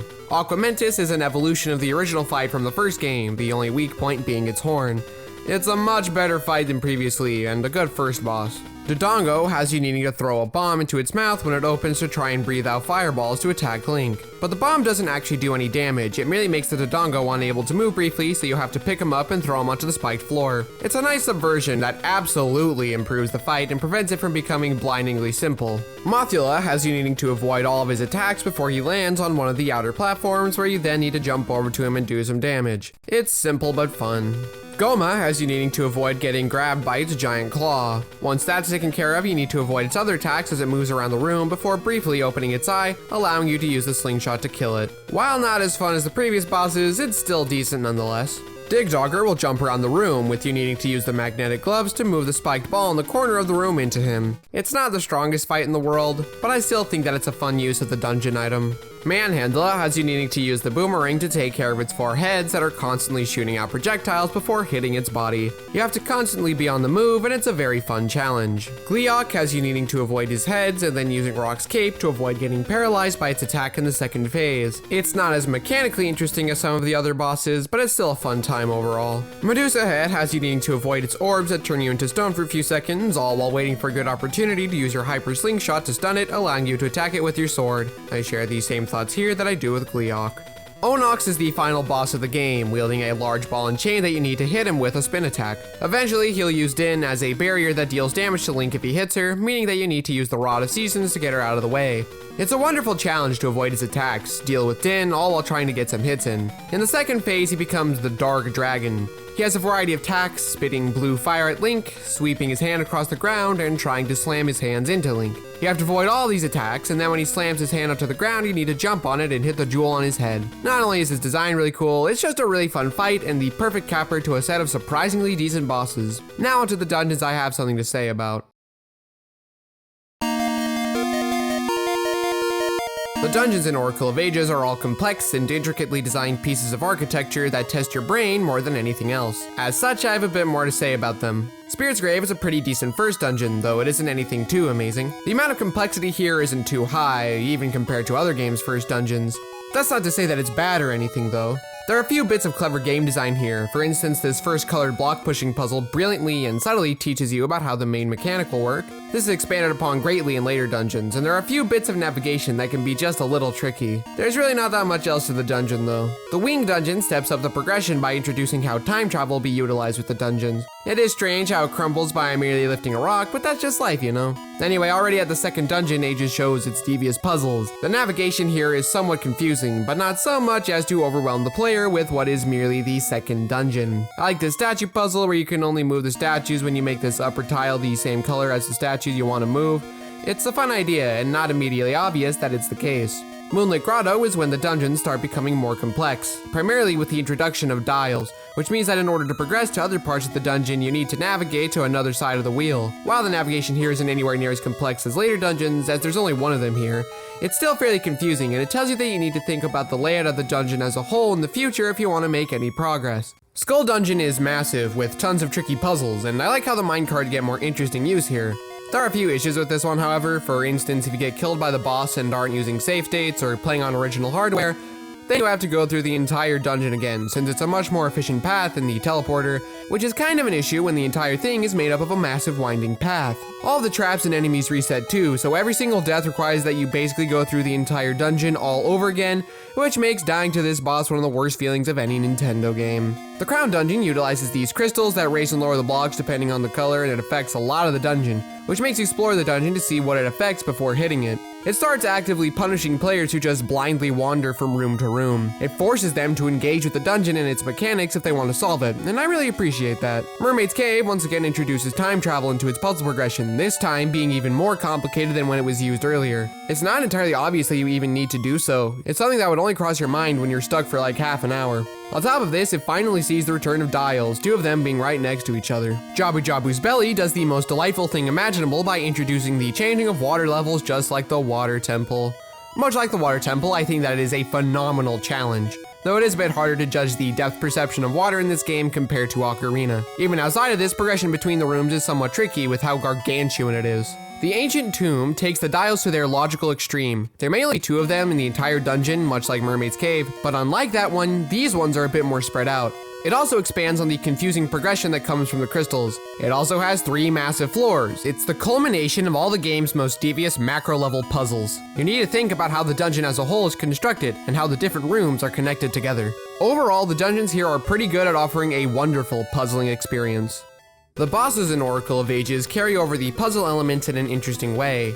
Because this is a Game Boy Color game we're talking about, many of them require an interesting solution in order to beat them, and on the whole, I actually kind of prefer these fights to the one from Oracle of Seasons, despite this not even being the action-adventure game. That being said, even though it has higher highs, it also has lower lows, but on the whole, they feel like a step up. Pumpkinhead is a pathetically easy boss, his attacks can never hurt you, and damaging him takes no thought or effort. Head Thwomp is absolutely miserable to fight.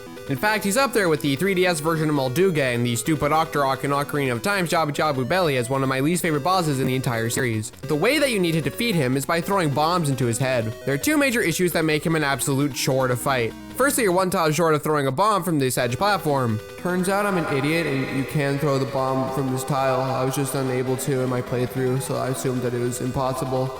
A lot of what I say about the boss still stands though, just that one thing doesn't.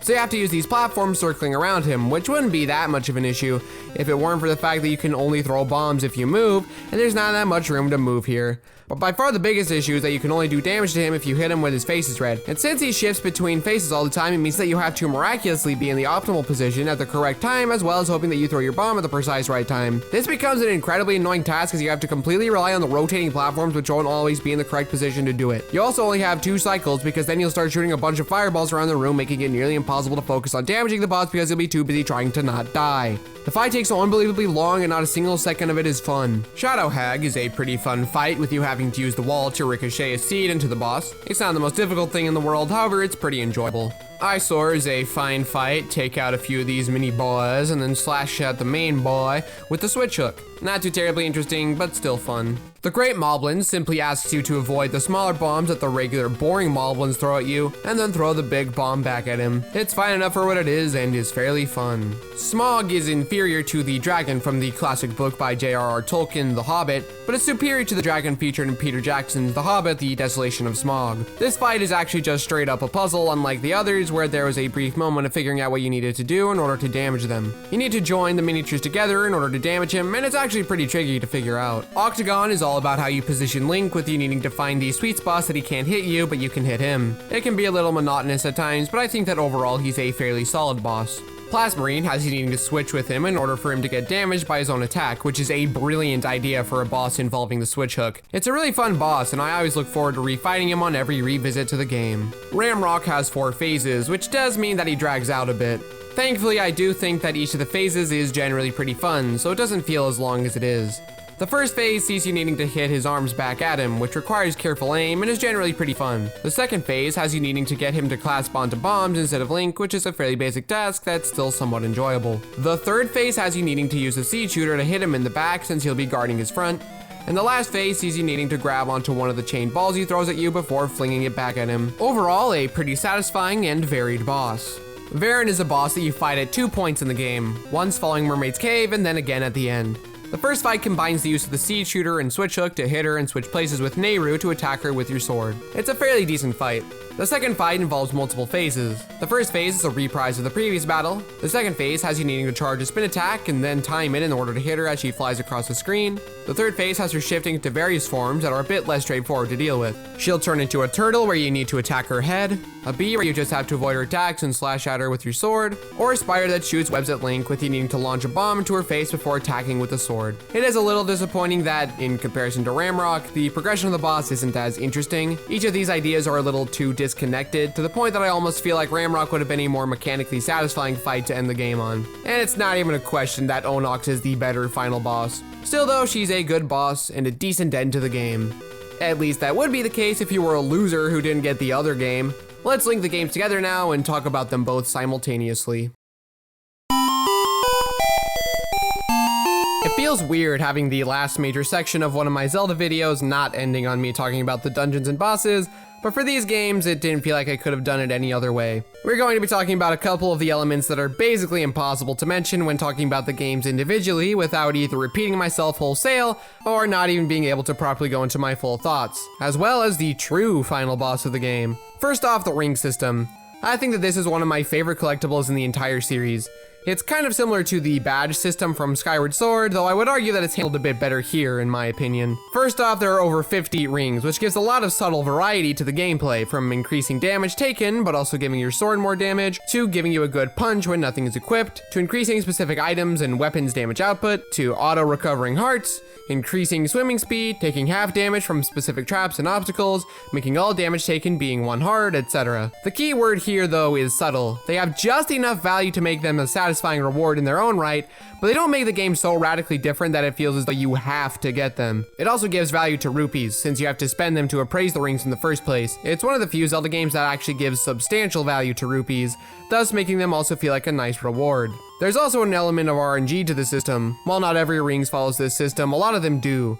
And while that has the potential to be really annoying, the fact that outside of the cursed ring it's something that you would probably want, it never gets in the way of wanting to go out of your way to find them. Plus, it also allows for every playthrough to feel slightly unique, since the odds of getting the exact same rings again are astronomically low. Animal buddies from Kirby's Dream Land 2 also make an appearance here as well.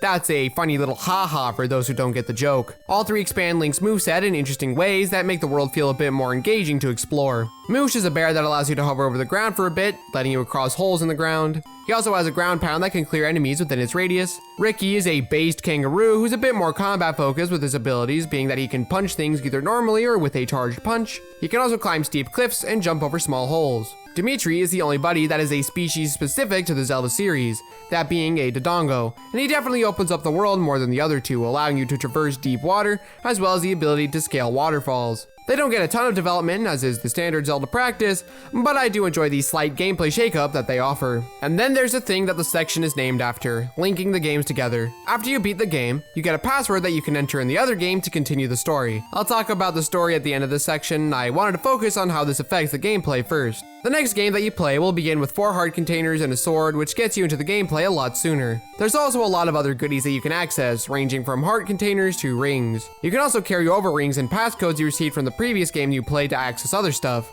I do think that they could have maybe pushed the Link game system a little further in terms of gameplay differences, but what we have here is still fine. My favorite thing about the Link games is how the second game you play references what you did in the previous adventure, with some characters even returning, thus intertwining the games. And they do some really neat stuff here, like bringing over a child you formed a connection with and watched grow in ages become a shy adult in Seasons, or Queen Ambi touring Holodrum, where you learned that the tower she built for her husband's journey home was the pirate captain the whole time, or Zelda aiding the townspeople. Easter eggs like this really makes the world of both games feel more alive and fun. I think that linking the games together is fully justified by these smaller details alone, and it's part of the reason that I'm not as bummed by the minimal effect it has on the gameplay. It does make me wonder how the elusive third game would have worked in the equation though. It makes sense why it was simplified to just 2 games. Even just linking the 3 games together would have been a really complicated ordeal, since you could start with any of the 3 games, then move on to either of the other 2 games in any order, which gives at least 15 different scenarios that they would have to write for without taking into consideration the unique characters and plot points of all 3 games on an unlinked playthrough. Then there's how gameplay progression would carry over from one game to the next. It honestly sounds like a nightmare trying to turn that idea into a reality, even though if it did happen, it would probably have been the coolest thing. Alright, it's time to stop procrastinating and actually talk about the narratives now. I think that the story of these games are perfectly serviceable. Being the first 2D Zelda games after Link's Awakening's fantastic yet simple narrative, it's a little disappointing how basic these stories are. That's not to say that Zelda has super deep and complex narratives on average, but compared to the heights of the best stories in the series, which either focus on some grand adventure, like Twilight Princess or Skyward Sword, or a specific theme like Link's Awakening and Majora's Mask, to go to these, it's just a little underwhelming. And again, Link's Awakening was an OG Game Boy game, so there's really no excuse. Season's story is really basic, just setting up Onox as the big bad who kidnaps Din and then sends Holodrum into a strange fluctuation of seasons. Otherwise, there's not much to grab onto outside of the Easter eggs from Ages, and that's assuming that you played Ages beforehand, which there's only a 50% probability of having happened. And while more stuff does happen in Ages, it's still a mostly boring story that only really engaged me with specific moments, like how the tree guide falls in love with Link over the course of the game, which is pretty fun. Or having to undo the evil that Baron has caused all over the world, like poisoning Zora's domain's water, stuff like that. It's far more stimulating than Seasons for sure, but I also think that your reason for going from area to area isn't really that well justified, unlike nearly every Zelda game from A Link to the Past onward. The final story segment is really the only interesting point of the stories of either game. You are sent to Twinrova, who are the real villains the whole time, where you then engage in a final battle with Ganon. Zelda kisses Link and he's proclaimed the ultimate hero or whatever. It's fine enough, it doesn't ruin the games or anything, it's just that coming after 3 games that all have fantastic stories, it's not hard to think of this as a significant downgrade. The last thing to talk about before we wrap this video up is the final boss encounter. The first phase sees you attacking Katake and Kaume, with the second phase seeing them combining into Twinrova. And Ocarina of Time, this is not. In that game, they're one of my favorite bosses in the series. Here though, I'm not really that big a fan of the fight. Like, it's fine, but it's not nearly as good as its 3D counterpart. You just need to hit the ice ball into the fire twin and vice versa for the fireball. Twinrova just has you needing to avoid her attacks while shooting her with scent seeds. It's decently fun, I suppose, but it's nowhere near as interesting or fun as how it was previously. After the fight, they sacrifice themselves to resurrect Ganon. This fight is essentially the same evolution of the basic fight from A Link to the Past. He'll slash at Link with his trident, shoot either 1 large orb, 3 large orbs, or many smaller orbs, all of which you need to avoid. Attacking him requires you to charge a spin attack when he's off screen and then hitting him when he appears. It's a fun way of merging the 2 different aspects of boss design with a slight puzzle you need to figure out while still testing your skills. I think it's a pretty solid way to close out the 2 games, and he's absolutely one of my favorite Ganon fights. This video has actually been really difficult to write the script for, so let's wrap this thing up before I go insane.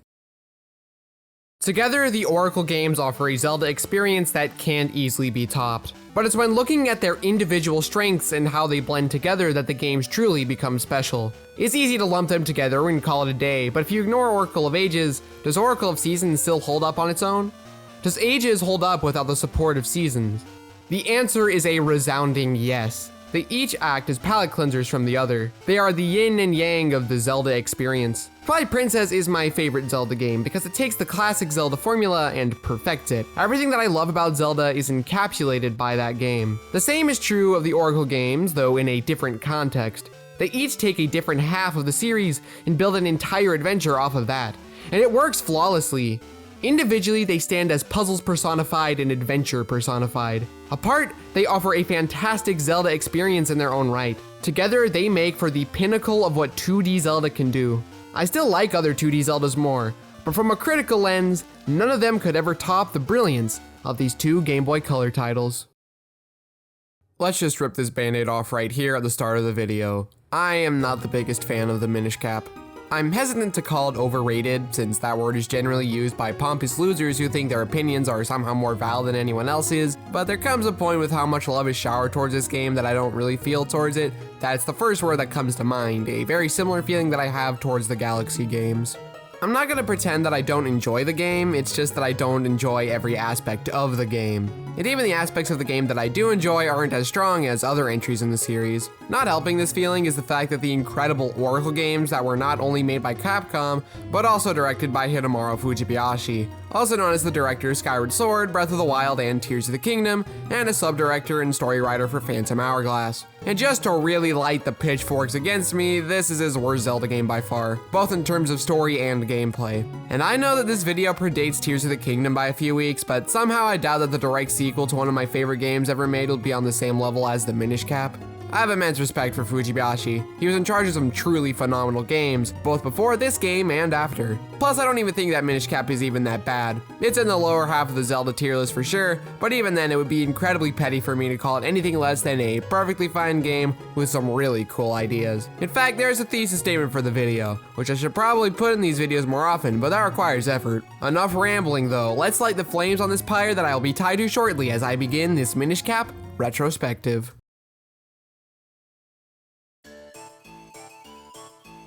The Minish Cap is a pretty good looking GBA game.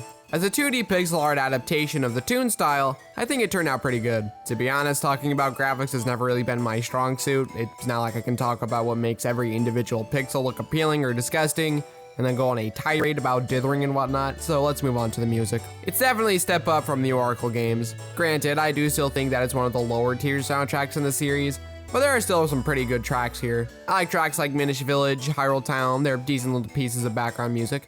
And the Temple of Droplets is easily the best dungeon track from the game, being wonderfully atmospheric. There are two tracks that I absolutely adore though, being Dark Hyrule Castle, which is a fantastic remix of the original tune from A Link to the Past, with this really cool pitch bend down to the different notes on the synth that I just can't get enough of. And my favorite piece of music in the game, Minish Woods, which is one of my favorite pieces of music in the entire series. It's just phenomenal. It's catchy, playful, and captures the environment pretty well. Outside of these tracks though, the simplest way that I can put it is that this game's music just doesn't really grab me in the same way as the best the series has to offer, you know? The same could be said for the game's story, especially in regards to the main antagonist, Vaati. In order to explain the main issue that I have with the game's plot, I first need to do a basic explanation of an important element of the Zelda series. The Triforce is a sacred object that was formed at the point that the three goddesses left Hyrule after having created the world. Entire wars were fought over it, and the people's lust for power using it led to entire tribes being banished into the Shadow Realm. Why do so many want to find the Triforce? Because when complete, it grants the wish of whoever touches it. Got all that? So the main conflict of this game starts when Ezzo creates a hat that grants wishes. God dang it. Look, we could argue all day as to whether or not the Zelda team actually cares about the overarching story of the Zelda games, which I have evidence that they do, but the Triforce granting a wish has been a main feature and staple of the lore since at least A Link to the Past. It is used as an important plot point in that game to reverse the damage done by Ganon in that game. It's used in the Wind Waker to secure a future for the next generation, specifically in regards to Link and Tetra.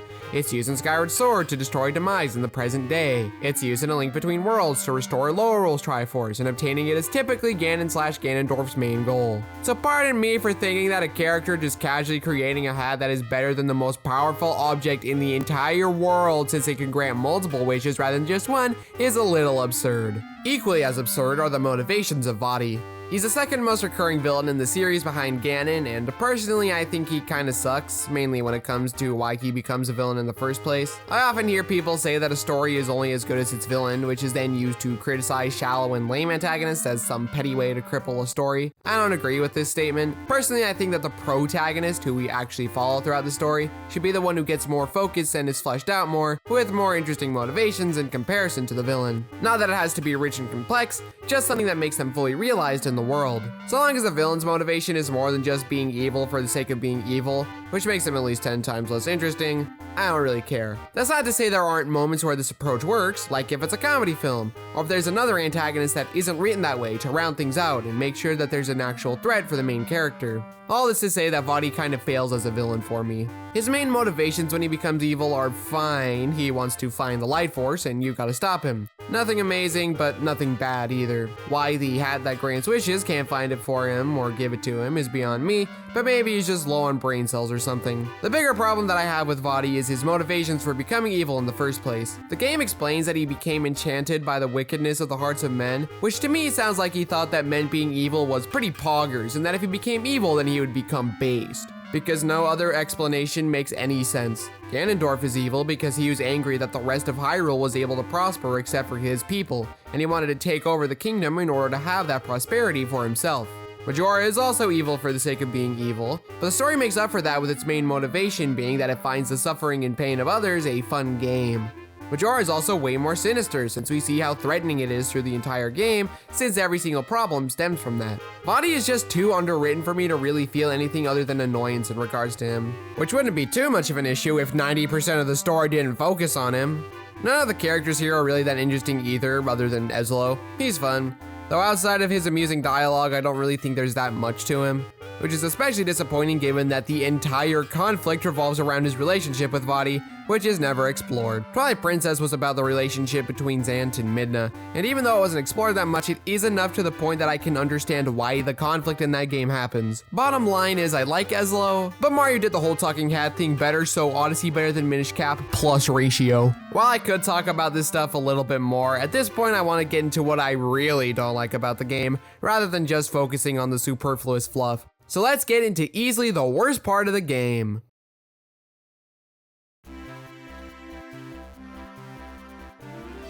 The Kinstone system and Mysterious Shells not only suck, but they actually ruin the entire game for me. A bold statement that is sure to get all who watch this video to click off, but I promise you that I am not exaggerating here. In order to get into why they sour the game, I first need to explain how they work and the inherent problems with both systems on an individual level before we see how it bleeds over into the rest of the experience. Throughout the world, you can find a variety of Kinstone pieces, mostly dropped by enemies or found in grass. Green Kinstones are the most common and lead to the least interesting rewards. Blue Kinstones are a bit rarer and are mostly used for side quests. And then red Kinstones are the rarest and lead to the most interesting rewards, like cart pieces. On paper, it sounds like a decent idea, encouraging players to interact with NPCs, which will unlock other areas of the world, like vines disappearing, or in one of the more interesting fuses in the game, another Goron will be added to help take down this wall. That's pretty much all the nice things that I can say about the system. I really do hate it that much. Problem number 1! RNG. Every Kinstone fusion has a different shape, and outside of the pieces that are found in chests, there's no guarantee that the piece that you found will match with an NPC that you want to fuse with, which inevitably means that you need to go out and kill a bunch of enemies and mow all the lawns of Hyrule just for the hope that you get the stupid piece that you need. To be a little fair, there is a mini game that helps you grind to find the right piece, which speeds it up somewhat. Don't really know why they didn't just have there only be 100 pieces in the world instead of adding a dumb RNG element to it for literally no reason though. It takes too long to fuse. There are 100 different fusions in the game, and there's no way of telling what fusion you'll need to make with an NPC until you get to the fusion screen. And by then, a slight version of the sunk cost fallacy kicks in, and since you've already wasted this much time by talking to them, you might as well fuse with them. It's not a huge deal. Fact of the matter is though, that with 100 different fusions in the game, you'll never know what fusion you'll need to make, with the only hint as to what you need to do being either a thought bubble of a rupee or a heart over the NPC's head. There will never be a guarantee that you'll even have the right piece, inevitably forcing you on this stupid Easter egg hunt for a single fusion that happens at multiple points in the game if you aren't using a guide, which ultimately feeds into the first problem. On top of this, some NPCs even have multiple fusions that you can only access one at a time, so you'll never know if an NPC has multiple fusions unless you leave the screen and then come back, which makes it take even longer. Especially when they hide a major reward fusion behind a lame reward fusion, just to really rub salt in the wound. On top of all this, there's no in-game way of tracking which NPC has which Kinstone, meaning that you just have to remember them. All rewards are locked behind this stupid system. The vast majority of the time when you fuse with someone, it will open up an area that you will need to then travel to. Unlike literally every other Zelda game which opens up the world with new items that you get, this one opens up with this incredibly dumb system. What benefit to the game overall does locking secrets and rewards behind these Kinstones really do? Why can't you just burn these vines down to access the cave? Why can't I just use the Pegasus boots to cross the water? Why do I have to fuse a kinstone to add a Goron to the workforce instead of just going into the world and finding a Goron and sending him to join the others? While it could be argued that the kinstone system encourages exploration, my rebuttal to this is that the only thing it ends up accomplishing is sucking all the fun out of that exploration. What about any fusion in the entire game shows how it meaningfully upgrades the process of exploring the world? I just can't wrap my head around it. But don't worry, there is something else that you can find other than kinstones, that being the mysterious shells. Much like kinstones, they're found as RNG drops as well as in chests throughout the world. Their purpose is to collect figures, essentially acting as a form of currency specifically for these figures that has no other purpose in the entire game. They don't have a set price. You give the trade persons a set number of shells. With the more shells you put in, the greater chance of getting a new figure, with that number increasing with every new figure that you obtain. The bare minimum amount of shells that you will need to get all 130 is well over 3,000, which forces you to use another strategy where you don't use as many shells, which also has less of a chance of giving you a new figure for maximum efficiency and shell conservation at the cost of more time wasted. And trading takes 5 million years since you have to wade through a ton of useless dialogue, put in the amount of shells you want to trade, watch the figure slowly appear so you can see which one you got, then wade through another set of useless dialogue. 130 times bare minimum. Each trade takes roughly 20 seconds, meaning that you will spend 45 minutes doing literally nothing other than spamming through dialogue prompts, assuming that you have the perfect luck every single time. And nobody on the dev team saw this as an issue. It's not like it's just a dumb little side thing that you can do like the figures in the Wind Waker. They locked a motherfreaking hard piece behind this, which causes me to uncontrollably weep. Why in the world would they lock this behind such a stupid waste of time? I don't understand. It frustrates me to no end. There's this really good video by Mr. Dr. Boy that I'll link everywhere that goes into even more about how unbelievably stupid this system is. Go give it a watch when you're done here. And I know what you're thinking, but you can just ignore them. And yeah, that's true. But that's also like saying that you can just play Majora's Mask without doing any of the side quests, since the entire reward system is built around these two awful systems. For as much as I love Majora's Mask, it has easily the worst main quest in the entire series in terms of gameplay. What saves the game are its brilliant dungeons, its simple yet emotionally gripping story, and the side quests. The game not only takes its time to make you care about the residents of Termina and want to help them, but the gameplay of a lot of the quests is fun. Defending Romani Ranch from the aliens and protecting the cart as it transports milk to the bar, the entire couple's mask side quest, which is still to this day the best quest in the entire series. And the list of incredible quests goes on. It's worthwhile and fun to engage with the side activities in Majora, as opposed to Minish Cap, where these two systems basically just take away a lot of what made exploration in these games fun before and after it. They replace fun secrets and dungeon rewards and interesting side content with what is essentially the same action that you do 100 times. They aren't interesting enough to have their existence justified, and they sure as heck do not improve the game in any way. I know that I've been really negative up to this point in the video, but I really wanted to get the most negative stuff out of the way first. From here on out, I'm not going to be nearly as harsh toward the game. In fact, I'll even talk about a couple of the things that I think the game does well, believe it or not. So let's get into that.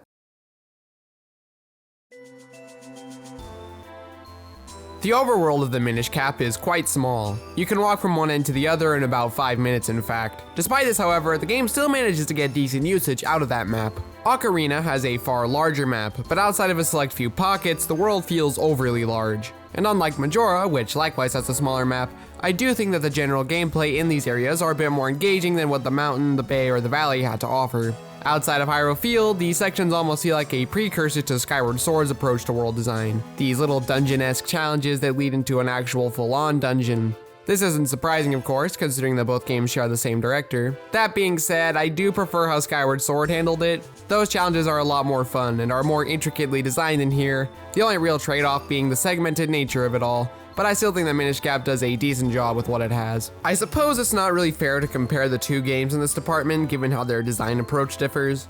Skyward Sword is more so about adapting dungeon design into the overworld, and the 3 different areas feel like more open dungeons. While in the Minish Cap, it's more focused on making progressing through these areas more obscure. I'm not the biggest fan of locking the only meaningful and fun exploration behind the main quest, though I am glad it's here to some extent. The lead up to the Cave of Flames has you needing to find a Deku Scrub, which is hidden behind a subtly telegraphed wall, which is only accessible after you find mineral water, thus allowing you to climb Mount Krennel. The lead up to the Fortress of Winds has you zigzagging your way through the forest on a winding path as you slowly make your way to the ruins that lead to the dungeon. The Temple of Droplets has you sneaking through a town, acting as a much more interesting preamble to the dungeon itself. And the same could be said of the other two dungeons. The first one is really the only one that doesn't have that build up, though it's not a problem since it is the first one in the game. If this is where it stopped, then I would probably be a little more positive towards the game as a whole, though when we talk about progression and how it factors into it, it once again baffles me. The game is fairly simple to figure out, but progression becomes needlessly complicated by forcing you to activate ultra-specific progression triggers. Like, if you know that you need the Pegasus boots in order to cross a swamp,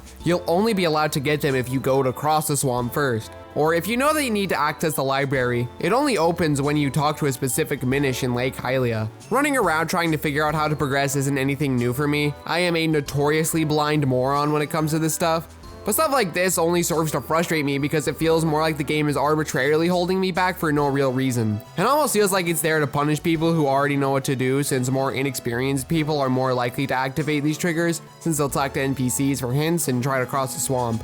If you already know what to do though, you probably aren't going to do that until much later, only to find that you were right from the beginning. Back to positives though, the Minish Cap features a variety of interesting items, most of which aren't that developed, but it's not like that's a problem exclusive to this entry. I'll talk about it more in the next paragraph though. The central mechanic of the game is shrinking down to the size of a Minish. Visually speaking, the only real difference is that the size of Link's sprite changes outside of a few specific screens and in the Minish houses. In terms of gameplay, however, it completely recontextualized the entire surrounding area.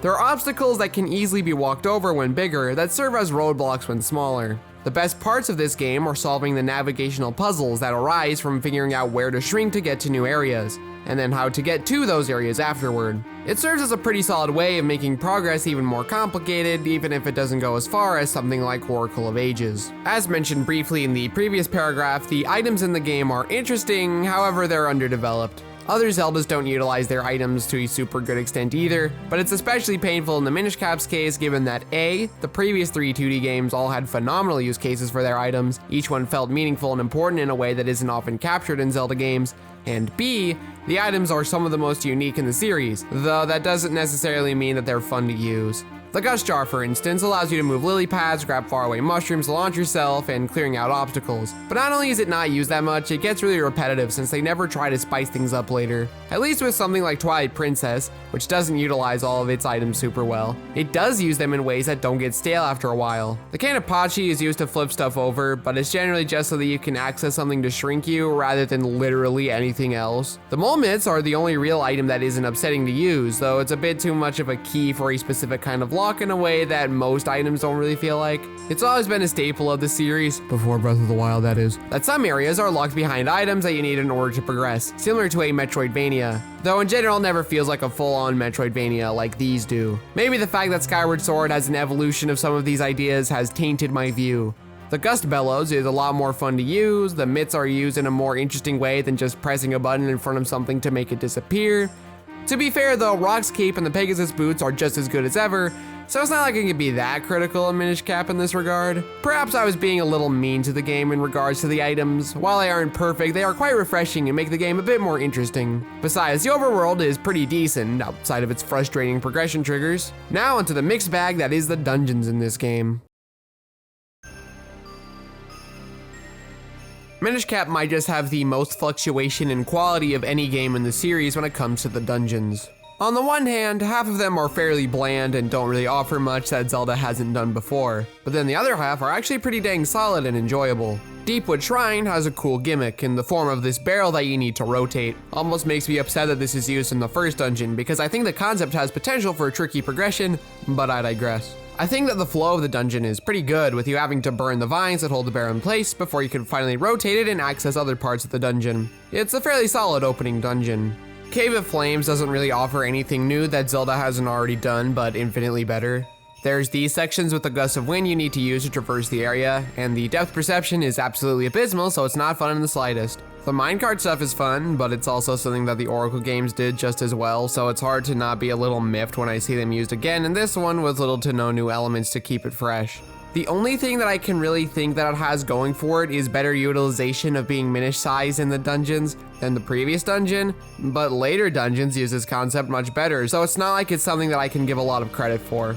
Fortress of Winds is another dungeon that's actually somewhat fun, with it being a bit more open in how you progress through it. There's a lot of these dirt hill things that you need to use the mole mist to clear, and it opens up the dungeon to a pretty massive extent. There's also some actual choice in how you open doors. There's some thinking about the layout of the dungeon as a whole, with you seeing this key fall down a hole, requiring you to go to that spot a floor below later on. This macro level stuff is the strongest aspect of the dungeon, because I find the individual micro level puzzles here a bit lacking. It's something that I can excuse with the other two since they are the first two dungeons in the game, but at this point it is a little disappointing how breezy it is to complete. The only thing that required effort from my monkey brain was the macro related elements. It's enough for me to say that I enjoy it as a whole, but I prefer when a dungeon excels at both elements.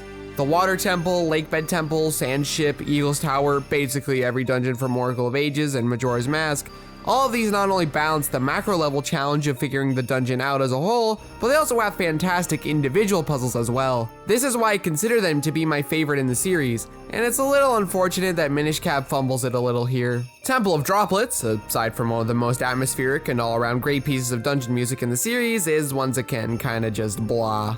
There's some fun elements here, like these block pushing puzzles on ice that I've always really liked, or getting the boss key right at the start, with the main goal actually being to melt a frozen Octorok with a light from above, but I feel like the linear structure of the dungeon means that this idea isn't explored as thoroughly as it might have been. You can only take one central predetermined path. The puzzles on this path are mildly tricky, but after a couple of minutes I've solved them and already moved on to the next room. It reuses a couple of bosses from earlier in the game as mini bosses. That sure is something that it does, and it feels kinda lazy. The changes are superfluous at best. Shooting electricity or contending with ice physics aren't enough to make it feel like a justified rematch. The lily pads are somewhat annoying to use, and it asks you to use them quite a bit.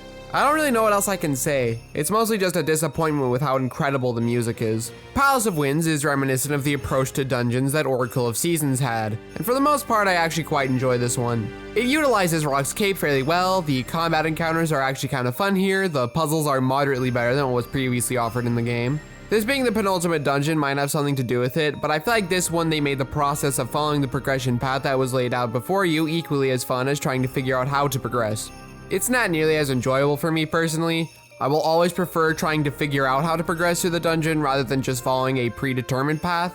If the other dungeons in this game made linear progression as fun as it is here, then I wouldn't be nearly as hard on those dungeons, because this one proves that it is possible to make an engaging experience without focusing on the macro level challenge. It's just that none of the other ones match the level of this one. Dark Hyrule Castle is a fairly solid final dungeon. The puzzles are actually somewhat engaging, with the ones involving your clones being particularly fun to fight. Oh yeah, there are parts in this game that allow you to clone yourself. Trust me, while it's an interesting idea, they don't really do much with it outside of this dungeon and a couple of the bosses. The video is almost over, and I can almost guarantee that you weren't confused when I didn't mention it earlier. That is how underbaked it is. Anyway, the combat is fun, specifically when taking on the Dark Nuts. It uses the dungeon items in interesting ways. It's a gauntlet of obstacles, and it ends the game on a really strong note.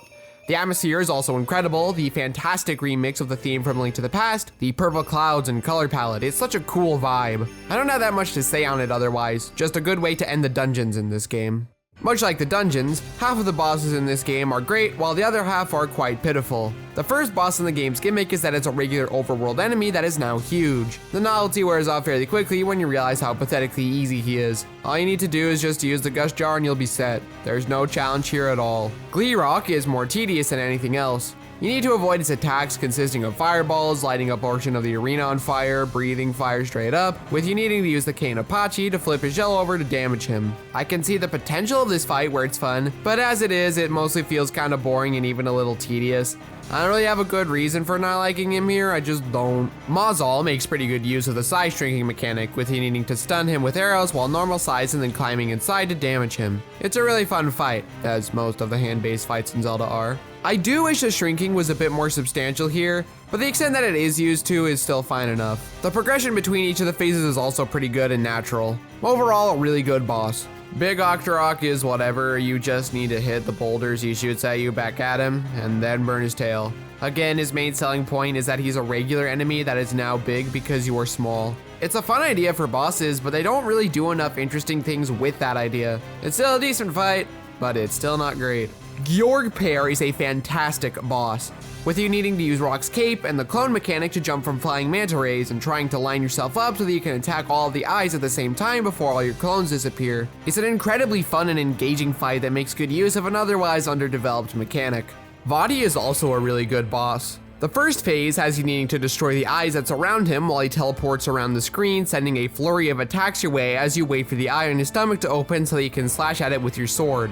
The second phase has you shooting at his eyes with arrows while you avoid the purple spikes he shoots out at you.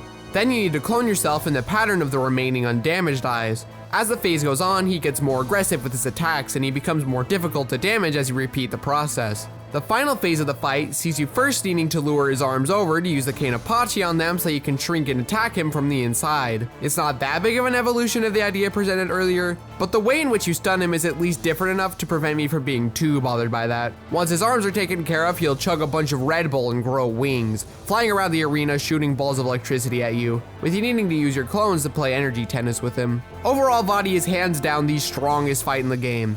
He makes good use of the mechanics and offers a fair challenge. It's an incredibly strong way to end out what I ultimately think is a mediocre game.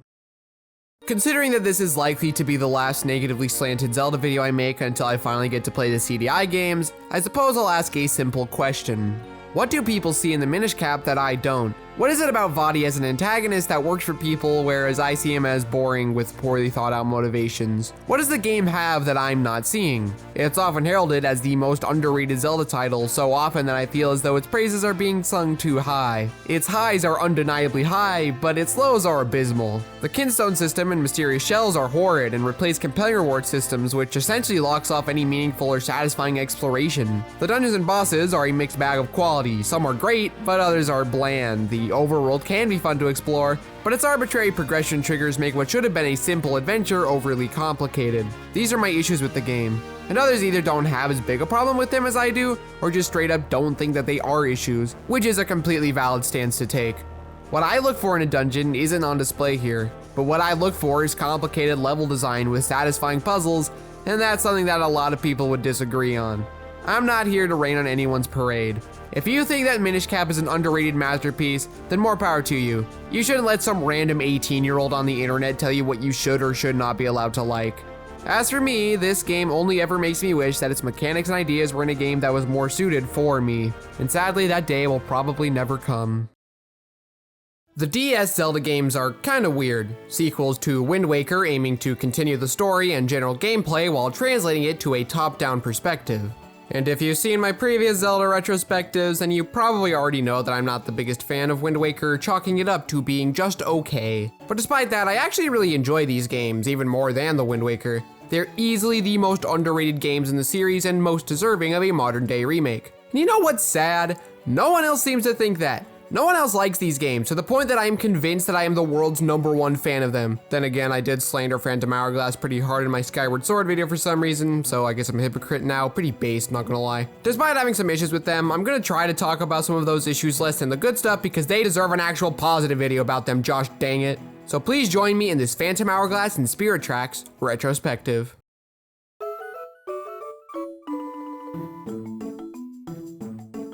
For DS games, I suppose they could look worse. I do think that they have the benefit of using an art style that can be more easily mangled than other Zeldas. The art direction is as strong here as it was in Wind Waker, and I really like the designs of the new characters. The lighting can be pretty weird sometimes, and there are occasional moments of baffling slowdown, like in the Fire Realm in Spirit Tracks for instance. There wasn't that much being rendered on screen, and yet the frame rate nearly halved. The colors also feel a bit washed out, though that could just be a me thing. Otherwise, for DS games adapting the Wind Waker art style, they do an admirable job. The music, on the other hand, is about on par with Wind Waker, in that there are a few really great pieces of music, but otherwise it's mostly just okay. Linebeck's theme is good, the Sands of Time is mysterious and ethereal, Island Life feels like a cool adaptation of Outset Island, even if not as catchy, and that's about the only tracks that I really like from Phantom Hourglass.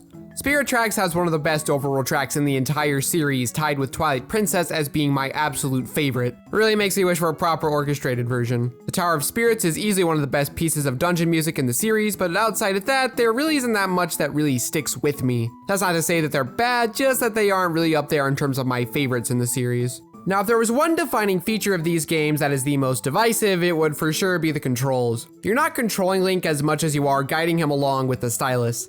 It's definitely weird for sure, especially when it comes to combat. I will admit that I would absolutely prefer if the games had normal controls. It's not like they wouldn't be able to accomplish this on the DS, but I will also say that the game is built around these strange controls and the jank that surrounds it. For me, bad controls mainly stem from a game not being designed around those controls, or if they actively make the experience more frustrating. I'm not the biggest fan of aiming at the original release of Metroid Prime on GameCube, but I would never say that the controls are bad since it isn't too obtrusive to adapt to, and the game is designed with this method of play in mind. The same sentiment applies to these two games, just on a much larger scale. Every action is performed on the touchscreen, the buttons only being used to activate items. If you just take the time to get used to them, then I feel like your enjoyment of these games would probably be at least 10 times better. That being said, there are definitely some gimmicky elements tacked on here, some of them being relatively fine and others being really annoying. Things like using the microphone to use the whirlwind aren't that bad since it's a relatively simple action, and having to put the DS into sleep mode in order to copy the map on the bottom screen to the map on the top is a neat little puzzle. But blowing torches out or having to use the microphone to get a character's attention make me roll my eyes, as there really isn't a justification for it. But the one that always aggravates me to no end is the spirit flute from Spirit Tracks. Throughout your adventure, you find Locomo so that they can teach you a song to open the way to the next dungeon, and actually playing the flute is only slightly less infuriating than the harp from Skyward Sword. Because God forbid you don't properly sustain a note, thus causing you to have to restart the entire song, which is especially irritating in the Oceanside one. You silly old fool, I will let Hyrule fall into darkness so he can be killed by the Demon Lord himself. I do give it props for actually kind of feeling like you're playing an instrument though, I'll give them that one. If it worked better, then it would actually be kind of immersive. The best gimmick on display in these games is how maps are handled. Outside of the dungeons, that is, but we'll get into that can of worms later. Once you enter an area, you will have a completed map of that area, which then allows you to draw whatever you like, be it solutions to puzzles, notes like where out of reach treasure is, or whatever else might help you remember something important. The puzzles on display using the maps are all quite memorable and fun, forcing you to explore the area and take in your surroundings. I think that the head statues and Spirit Tracks are especially good in this regard, though I'll get to them in the next section. The map system feels like the one thing that truly uses the DS hardware well, and it's what would make any potential remaster of these games incredibly hard because of how integrated it is. One of my favorite aspects of the Wind Waker is the story. As of this video's creation, it is my favorite story in the series. It's got this beautiful theme of letting go of the past and embracing the next generation, with Ganondorf and the King of Hyrule both using Zelda and Link as pawns to bring a new golden age on their people, with the king having this cool arc of growing past that, and instead of wishing for prosperity to Hyrule Kingdom or whatever, he instead wishes that the next generation may secure their future. Ganondorf is at his best in terms of writing, sympathetic while still being intimidating. His motivations aren't as nefarious as taking over the kingdom, but rather to obtain the good fortunes that he envied the rest of Hyrule for. Of course, Tears of the Kingdom has a chance of one-upping Wind Waker in this regard with its story and antagonist, but would honestly take quite a bit of work to dethrone it. Just give me a bit of thematic depth, it's been so long. While neither of these games quite manages to top it, they both easily have the best story of any of the 2D games, and it's not even a debate. They both respect the finale of the Wind Waker by distancing themselves completely from Hyrule, the Triforce, Ganon, all of that. While Spirit Tracks isn't as good a continuation of the story like Phantom Hourglass is, all three games do still make for a really solid trilogy. One area where both games don't manage to even come close to Wind Waker is with the antagonist. Ganondorf in that game is the best villain in the entire series, so naturally there was no way that they were ever going to top that. But it is a little disappointing that they didn't really manage to make a villain nearly as threatening or interesting as Wind Waker. Phantom Hourglass is just some demon. He's only really interesting in how it affects the Ocean King and his failure to stop him. I find that I prefer Calamity Ganon in this regard. You can see his presence everywhere in the world, from the malice blobs around some of the towers, covering the Colosseum, the Divine Beasts, and especially Hyrule Castle, which is almost always visible no matter where you are, like the moon from Majora's Mask. That's not to say that Bellum isn't effective. The backstory of what you explore in this game is fueled by his role in the world, again, similarly to how Calamity Ganon works. I think that the final encounter where you go for a rematch is about on par with Breath of the Wild. After learning the backstory and previous failure to stop him, it makes for a more impactful final encounter. The Chancellor from Spirit Tracks has more of a character, and though he's evil for the sake of being evil, I'd be lying if I said that he wasn't an entertaining antagonist. Besides, Byron has actual interesting motivations, wishing to be more powerful than his mentors before eventually realizing his mistake. Which isn't a super strong arc, but he doesn't really get that much of a focus, so I think that it works for what it is. Phantom Hourglass sets up a lot of interesting elements that all have pretty good payoffs. What starts as a simple quest to rescue Tetra from the ghost ship turns into a quest to defeat an ancient evil. It's a good setup, but it's the characters that really make the story work. Ciela has amnesia, which I think is a far more intriguing mystery than Link's amnesia from Breath of the Wild. Partly because the base of the narrative is laid out before Link leaves the Great Plateau, and the rest of the game is mostly just him getting even further context or remembering different characters from the past. I think this approach works for the game, however here, since Link doesn't already know the backstory of the land, it means that the game can lay out a much better mystery. It also allows for Ciela herself to be a more interesting character since she's on a quest to discover who she once was, ultimately leading to an outcome that's pretty interesting. I also like the twist relating to Oshus. Even though it's pretty heavily foreshadowed, it still manages to work since none of these things are explicitly called out, and there are other explanations for it. At this point, I'm mostly just talking about the best character from this game, Captain Linebeck. He is single-handedly the best character from either of these games. First of all, the interactions that he has with Ciela and just the way that he's written in general is legitimately funny, and it adds so much charm to the game. But the main reason I like his character so much is his arc. I honestly like it more than Groos's, mainly because you spend a lot more time with Linebeck in comparison, so it allows for more time to develop that character. He only joins the gang for the rumored treasure aboard the ghost ship, constantly chastising Link for taking too long and spouting about how he could have done it better. But at the same time, he's also a big coward. Throughout the game, you'll get chased around by his ex-girlfriend, with him hiding while Link handles the situation. He avoids conflict at all costs and constantly runs away from danger. But then we get the most satisfying moment of the entire trilogy, where Link is knocked unconscious and Linebeck finally decides to show some courage and goes to save him from Bellum. At the end of the game, the only thing that he wishes for is his ship back, to continue his adventures. It's such a good payoff for his character and is easily the highlight of the game's story. Spirit Tracks' narrative is comparatively not as interesting. There isn't really a mystery involved, it's a lot more straightforward. Link is an engineer, gets his certificate, helps Zelda escape the castle to investigate something, only for her spirit to be separated from her body, thus leading Link to restore the titular spirit tracks and reunite Zelda with her body. While it's the weakest premise of these three games, Zelda herself more than makes up for it. This is hands down my favorite incarnation of Zelda in the entire series. When people say that Breath of the Wild Zelda is the most developed, that's how I know that they haven't played this game. She is your companion here, tied with Midna as the best in the series. She's filled with so much personality and has a really solid arc. She's sheltered and thinks that Link should be the one doing all the work, not because she's entitled, but because she legitimately believes that she can't be of any help. Throughout the game, she proves to be just as useful as Link in the quest, the payoff being the last moment when she helps Link with a fishing blow against Malladus, thus proving that she is capable. It isn't quite as impactful of a moment as Linebeck's, but it still manages to be a pretty good arc for her that, while similar to what came before, is different enough in how it's executed. Overall, the story and presentation of these games I would say are worthy continuations of the Wind Waker. But next we get to how, at least one of these games, manages to outdo the Wind Waker.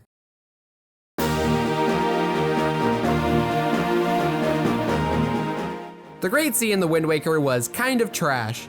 It was bloated, and the many islands weren't interesting enough to justify the map size. Sailing took 5 million years, and a lot of the excitement of finding optional stuff was mostly locked behind treasure charts that, while fine on paper, ultimately led to a lot of the rewards feeling kind of meh, and required too much effort to obtain, meaning that the majority of the game essentially railroads me to only finding the main quest enjoyable. Phantom Hourglass fixes this issue in its entirety. It's a much smaller map. In comparison to the 50 islands in the Wind Waker, this game only has 16, and the game feels much more inviting to explore. All 16 islands are memorable and have some sort of value. They're all memorable and distinct, from a variety of minigame islands to uncharted islands that you can stumble across. This game realizes the potential that the Wind Waker had, despite being smaller in scope and in a more limiting perspective. On top of this, much like in the Wind Waker, the islands that are part of the main quest are pretty strong. Some islands feature an interesting challenge, like the Maze Island, which, as the name would suggest, is a maze where you have to find all the gossip stones within a time limit, with there being 3 difficulty levels, and it's a lot of fun. The Uncharted Island has you needing to fill in the shape of the island on the map yourself. Even something like DS Island is fun. It doesn't really have that much to offer outside of a few Courage Gems and Rupees, but even so, it's still a fun inclusion. That's not to mention that once you reach the halfway point of the game, the entire sea opens up, meaning that you can do whatever you want. And unlike Wind Waker, the game is set up in a way that you can always do something on any island that you discover, even if you can't fully explore it. This is where the beauty of the map system comes into play, since it's easier to mark down an area that requires an item you don't have that you can easily come back to later. It's a truly wonderful experience. The last 3 objectives in the game are even able to be tackled in whatever order you see fit, unlike the Wind Waker, which had the Earth Temple and Wind Temple arbitrarily put in a linear order, despite the fact that realistically you could have easily been able to do both of them in whichever order you wanted. The rewards here are also a big step up, no longer limited to just C charts, though they still exist here. I'm not as annoyed with their existence here as I am with the Wind Waker, since the world is much smaller, so going out of my way to see what they lead to is way more justified. The game also does away with heart pieces by replacing them with heart containers. There's 13 in the game, so you can still get a bunch of hearts, but it's more significant in that actually obtaining them requires a bit more effort. It also makes exploration and completing side quests feel even more enticing. You can also upgrade your sword, learn new moves, and all that jazz. This also has arguably the best trading sequence in the entire series, with there only being 5 steps to it, and there's a bit more variety in where you go, on top of the smaller map size, making getting to those locations far more respectful of your time. And all this before you even get into the ship part system. The most obvious improvement over its predecessor is that the ship you travel with gets a meaningful sense of progression, but it goes beyond that because every playthrough of the game will yield different parts, because whenever you start a game it will randomly assign different values to different parts, from very common to very rare, with the golden set being the only one that stays fixed. This means that every time you play the game you will still get a valuable upgrade without it being the same upgrade that you got last time. Aesthetically, it will look different, and if you put multiple of the same set, then you can upgrade how many hearts you have on the ocean. It was also introduced with the intention of trading ship parts with others via Nintendo DS Wi-Fi.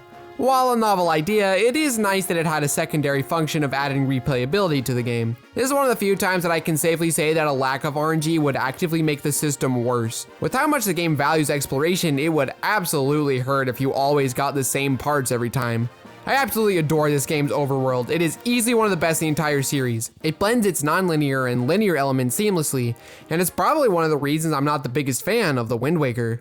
While I adore Spirit Tracks in general, if there's one aspect of the game I'm not that big a fan of, it would absolutely be the overworld, specifically the train portion. You are literally railroaded in where you can and can't go, and there isn't any freedom afforded to you. Exploration during these sections is absolutely non-existent. You can only pick a location that you want to go to, and it is so unbelievably boring that it makes trekking across Hyrule Field and Ocarina of Time without Epona a far more tantalizing option. There's just not a lot of player interaction outside of occasionally switching tracks or taking care of an enemy.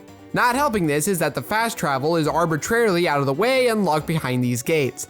I almost never use them because they're so out of the way that I legitimately forget they even exist. Where the issues really stem from is that there just aren't enough distractions from the mind-bogglingly boring downtimes to make the game fun. The only thing outside of enemies that you can interact with are the bunnies. There are 10 of them in each region, and to give credit where it's due, I think that it's fun trying to catch them. But the minigames to actually do that only takes 10 seconds at most due to the time limit, so it's that and then back to agonizing boredom. There really aren't any overworld objectives that even utilize the train in any interesting way.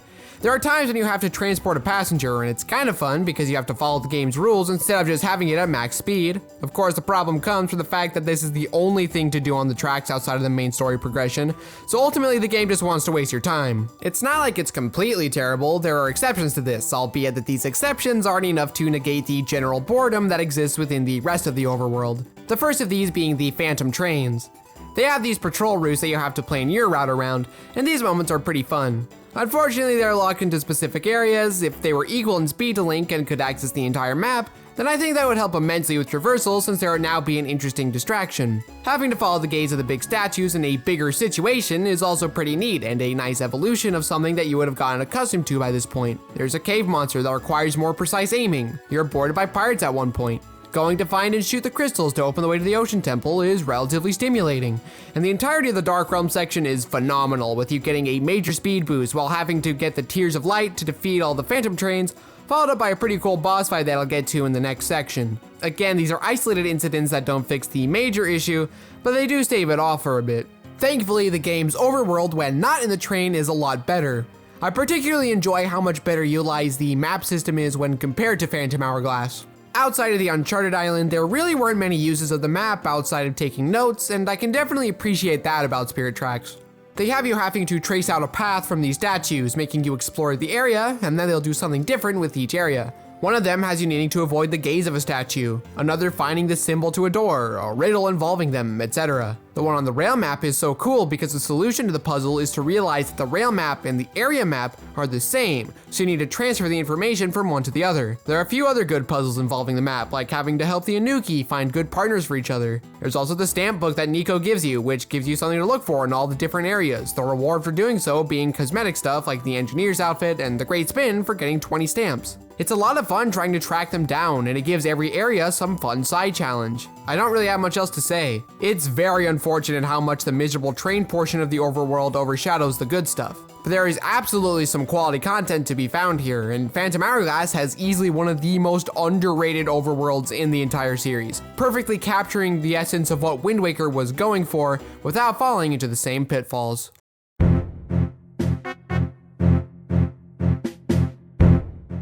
Phantom Hourglass may have a great overworld experience, but its dungeons leave something to be desired. The overworld may have seen a massive upgrade in comparison to the Wind Waker, but the dungeons are unfortunately about on par with it. Their main progression is fairly basic and never asks anything of the player, and the puzzles are pretty hit or miss. It sucks to see considering how much it vastly improved the other aspect of Wind Waker that really bothered me. One of the reasons as to why I feel this way is because the overworld and dungeon aspects of the game should be distinct from one another. The overworld has exploration to supplement the obvious main story progression, so I never care that it's always obvious where to go next.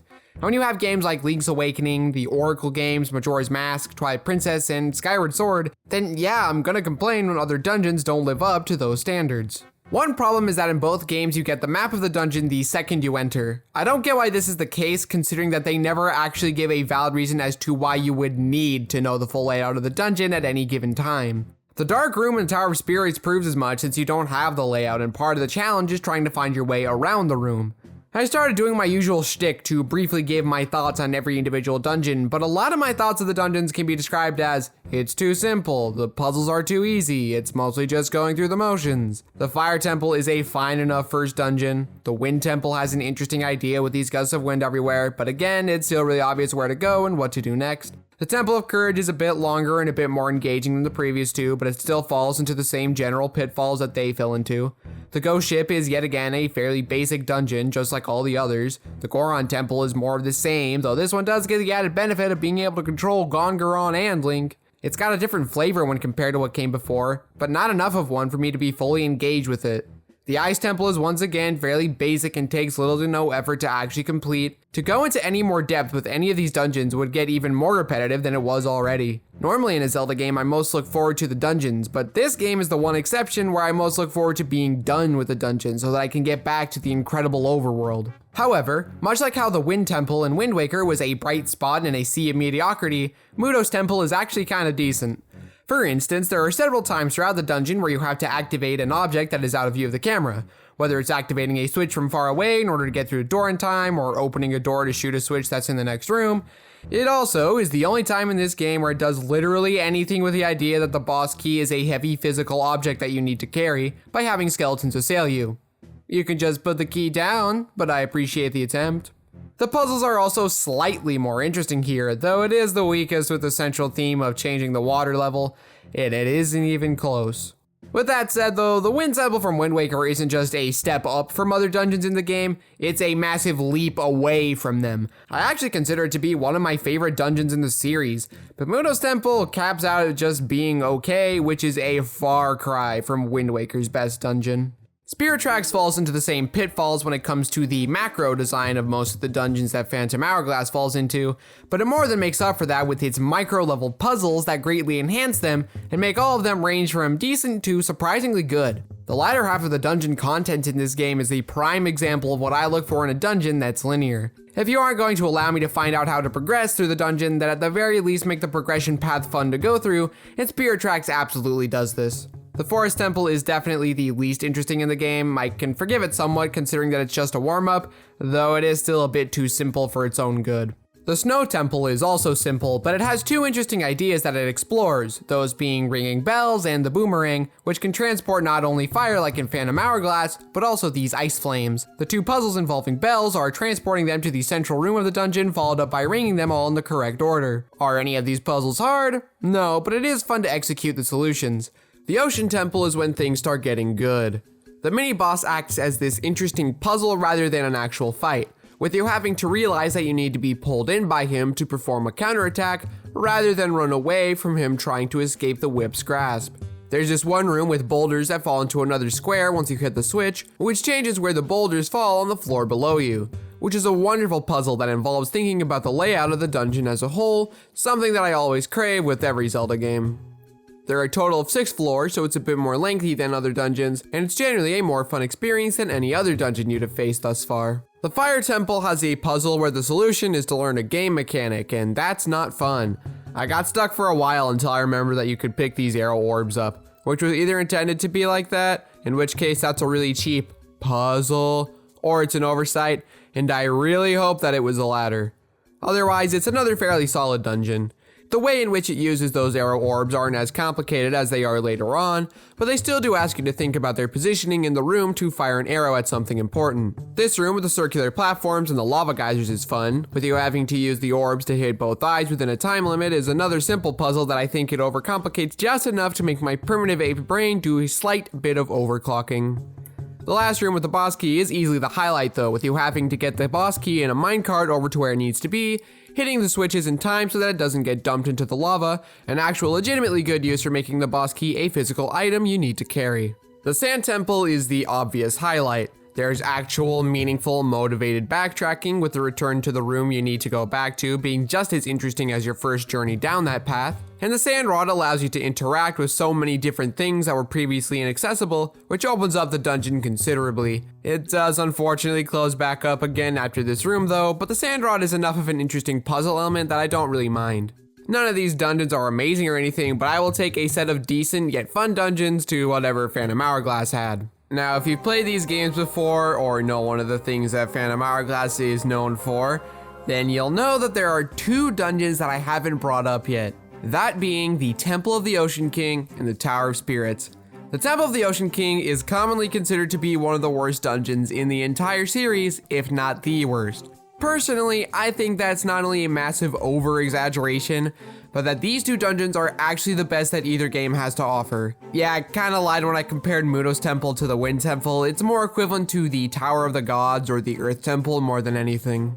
First of all, I really like the idea of a dungeon that you revisit multiple times over the course of the game, and Phantom Hourglass almost manages to live up to that idea. We'll talk about the problems a bit later, but first the good stuff. Each revisit isn't an exact one-to-one repeat of what you already did. The new item that you got from the last dungeon recontextualizes how you approach the old content. It also tests how good your notes were the last time you played through it, allowing you to speedrun your way through it a little bit better with each revisit. The phantoms are difficult to avoid, so you're encouraged to learn their patrol paths and then plan your run accordingly.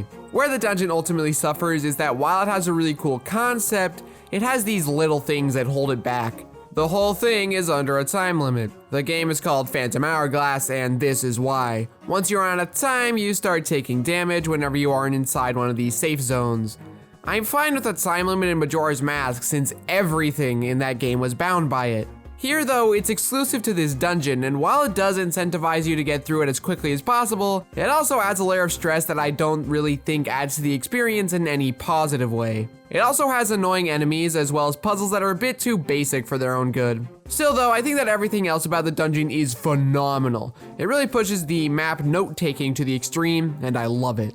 The Tower of Spirits generally fixes the problems that the Temple of the Ocean King had. For one, these are the best puzzles in either game.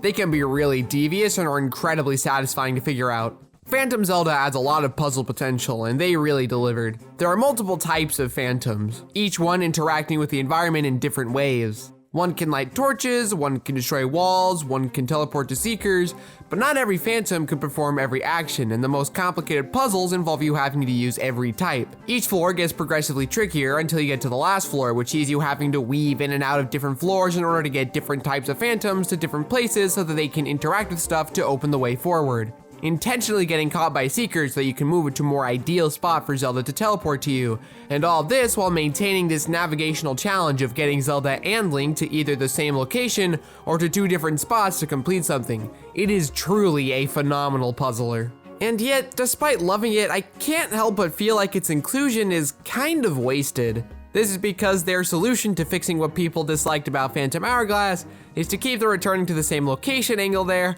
but instead it's now split up into bite-sized chunks. I do not understand why this is. It feels like they were arbitrarily sticking to the same formula as the previous game, despite the fact that it would have been far better if they had just taken all the ideas and puzzles and just made them the game's dungeons. Like, they couldn't have just stripped the time limit out and had every puzzle remain solved forever, so you're just taking a quick walk down a layout that's already been done, so it actually feels like you're returning there. It's kind of annoying having to return to the Tower of Spirits over and over again in a way that I was never annoyed with Phantom Hourglass, partly because of the horrendous train sections, but also because the game's pacing and dungeon content would greatly benefit from just splitting that content up into the different realms and combining them with the already existing dungeons. Otherwise, it's my favorite part of the game without question.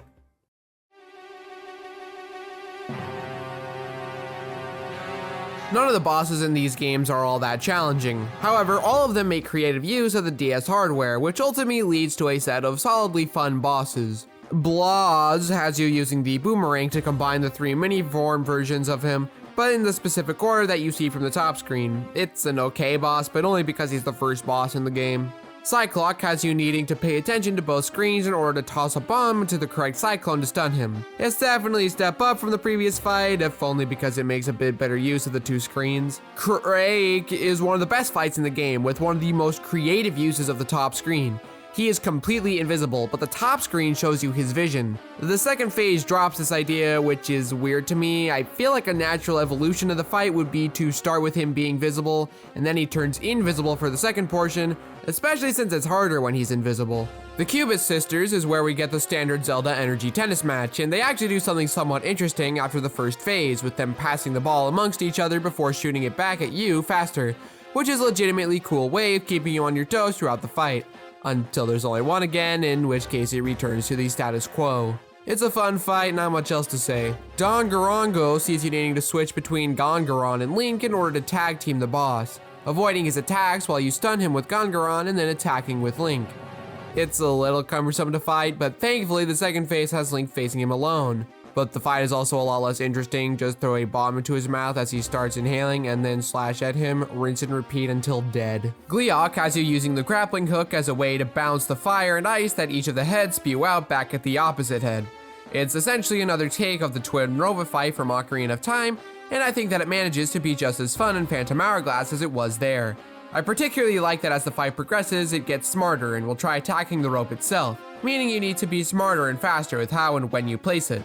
I particularly like how the progression of the fight ends with you using the grappling hook on its tongue at the end. It's a consistently fun fight throughout. Eox has you needing to launch yourself and using the hammer to break off its armor, and it's a fine enough fight, I guess. It's never boring, but the fight does lack interesting progression. You're mostly just doing the same thing over and over again, just getting vaguely harder each time. I do like the spectacle of the fight, however, with him towering over you, taking up 2 whole screens. That's about all I have to say about him. Spirit Tracks' bosses are about the same quality as Phantom Hourglass's, but I find that they are, for the most part, more mechanically interesting than previously and are on the whole more enjoyable to fight. One of them is even an evolution of one from that game. The naming scheme is even similar. Stagnux is easily the weakest boss from either game, just requiring you to use the whirlwind to stun him, the strategy only changing very slightly for the second phase since he's flying and you need to be a little more precise with it. There's not that much to say about him, he's simple and bland. Froz is a better version of Blaz from Phantom Hourglass, with you needing first to attack him with the opposite flame to what he's powering up with, before getting wise and destroying the torches, which then has you needing to use the remains of his previous attack to damage him when he has the opposite element. The only real knock I have against the fight is that attacking these mini versions of him is pretty annoying. Otherwise, a solid boss.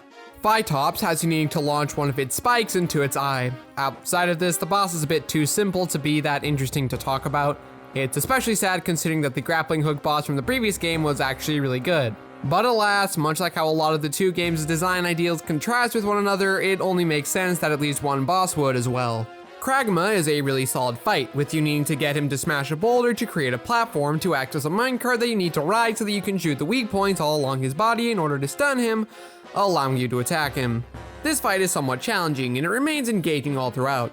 There's not much else to him, it's just a fun boss. Byron is a fun duel, utilizing Phantom Zelda in a much more satisfying way than Gongaron. You need to avoid his attacks before he gets his arm gauntlet stuck in the ground, requiring you to then use Zelda to knock him to the ground so Link can get some hits in. The second phase has you performing some side strikes against him before he dashes towards Link, where you take cover behind Zelda, who holds him back, allowing you to get some hits in. The fight is consistently fun, but I also like how it shows Zelda and Link's arc through gameplay, with you needing to use both of them effectively in order to beat him. It's a cool instance of how games are unique when it comes to storytelling, and the possibilities that are open if you approach story and gameplay in a way that harmonizes them. Anyway, back to the bosses. Skeldrick is kind of an annoying boss, with you needing to launch the boulders he shoots out into the weak points on his body. While trying to get the aim down can be somewhat enjoyable, the boss just isn't that fun overall. The pacing of the fight isn't great, it's really slow, and what you do during that time is really not interesting or fun enough to justify the time spent on it. I do like the last phase though, with you needing to use the sand rod in order to slow him down so you can attack his weak point. If only the rest of the fight were as enjoyable. The Demon Train is the only proper boss fight that you have on the train, and given how solid the fight is, I'm not entirely sure why. It's a really fun fight, with you needing to constantly switch tracks to prevent being rammed, but also not switching so that you're too far away to attack it. The fight is also on a soft time limit, and that's really my only complaint, since you need to be fast enough to prevent running off of the tracks. The first phase has you needing to destroy the explosive barrels in the back, the second phase ups the ante by having you need to destroy 4 lasers, and the third phase has you needing to destroy the lasers again in order to get in front of the train to launch cannonballs into its face. And all this while you avoid the demon train switching rails and the dark fire that occasionally obstructs your path and other such things. It's a great lead into the finale of the game, and it's a darn shame there isn't more like it elsewhere in the game.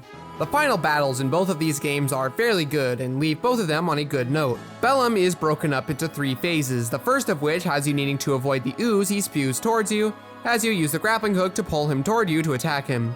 Then he'll climb to the next level where you need to shoot his tentacles while avoiding his attacks, of course. After you shoot all of them, you'll crash down to the floor below where you repeat the earlier process. The second floor shenanigans repeat before he climbs to the third floor where you once again attack his tentacles. Then he'll crash to the first floor and you'll have to draw an hourglass to stop time. How poetic. Repeat the process a few times. This phase is not particularly great. It's mostly kind of monotonous, and up until the final part, it never really ends up being that interesting. The second phase has you needing to follow the ghost ship and attack it after Bellum possesses it. It's a step up from the previous phase. Tracking the ship and trying to be fast enough to hit all the eyes that surround the ship can be pretty fun, even if it poses no challenge whatsoever.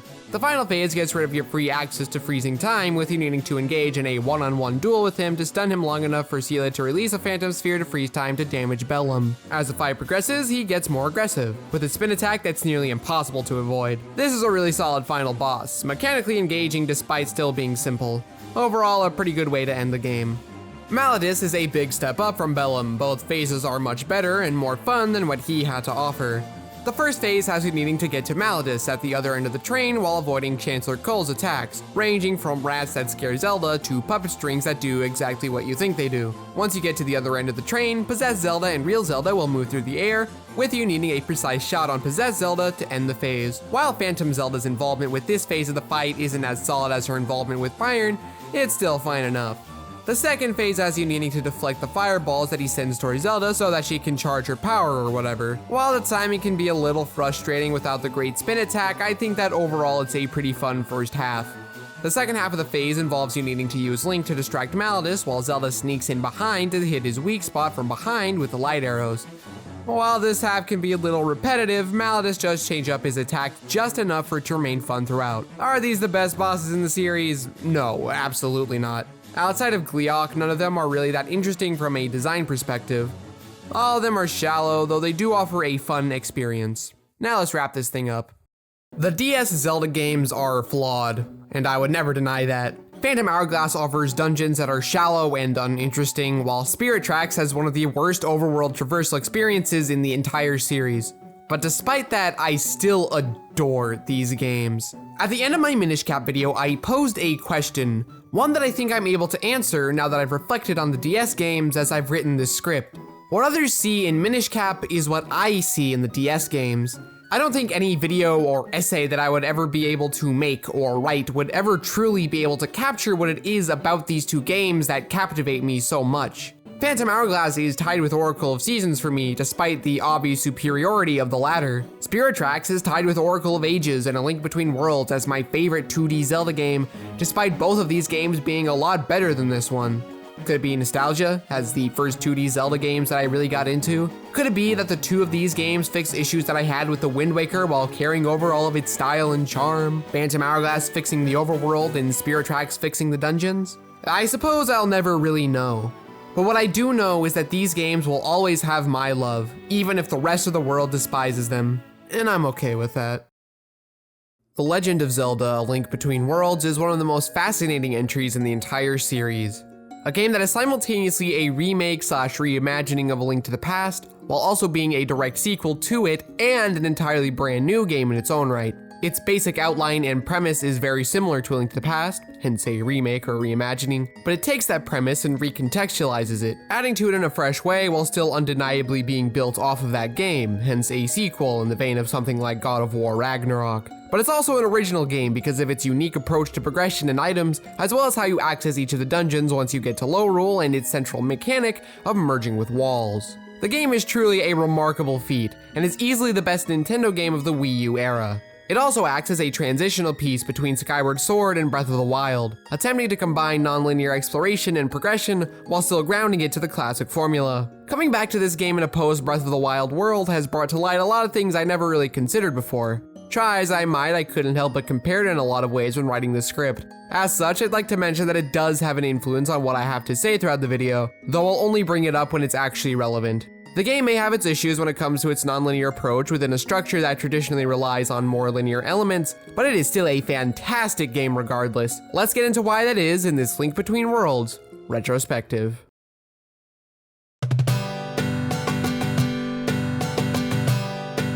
The visual style of this game isn't one of my favorites. The art style very closely matches that of the art books from the first few entries in the series. It's not that it looks bad, it's just that I prefer the more hyper-stylized looks of games like The Wind Waker, Skyward Sword, Breath of the Wild, and to a much lesser extent Ocarina of Time and Majora's Mask. Just because the art style isn't one of my favorites though, I won't deny that this game is graphically great. Everything just looks so polished. I particularly like how stylized the paintings of the characters like the sages and Link are.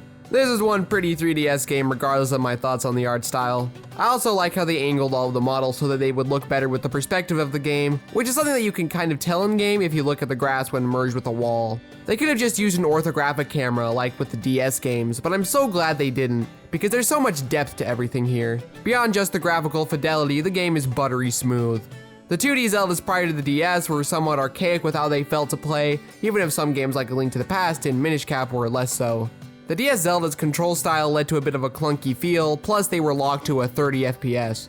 The 3D Zeldas have a certain rhythm that you need to learn in order to really get into those controls, which is especially hard if you're playing the original N64 versions of Ocarina or Majora, since they are locked at a measly 20 FPS. Here though, the controls feel wonderful. Everything is so smooth and every action just feels right. There's no other Zelda game in the entire series where just moving feels good. Granted, it's not something that brings any of those games down, just something that elevates this game. The soundtrack here is also pretty good. All of the remixes of the themes from A Link to the Past are especially fantastic.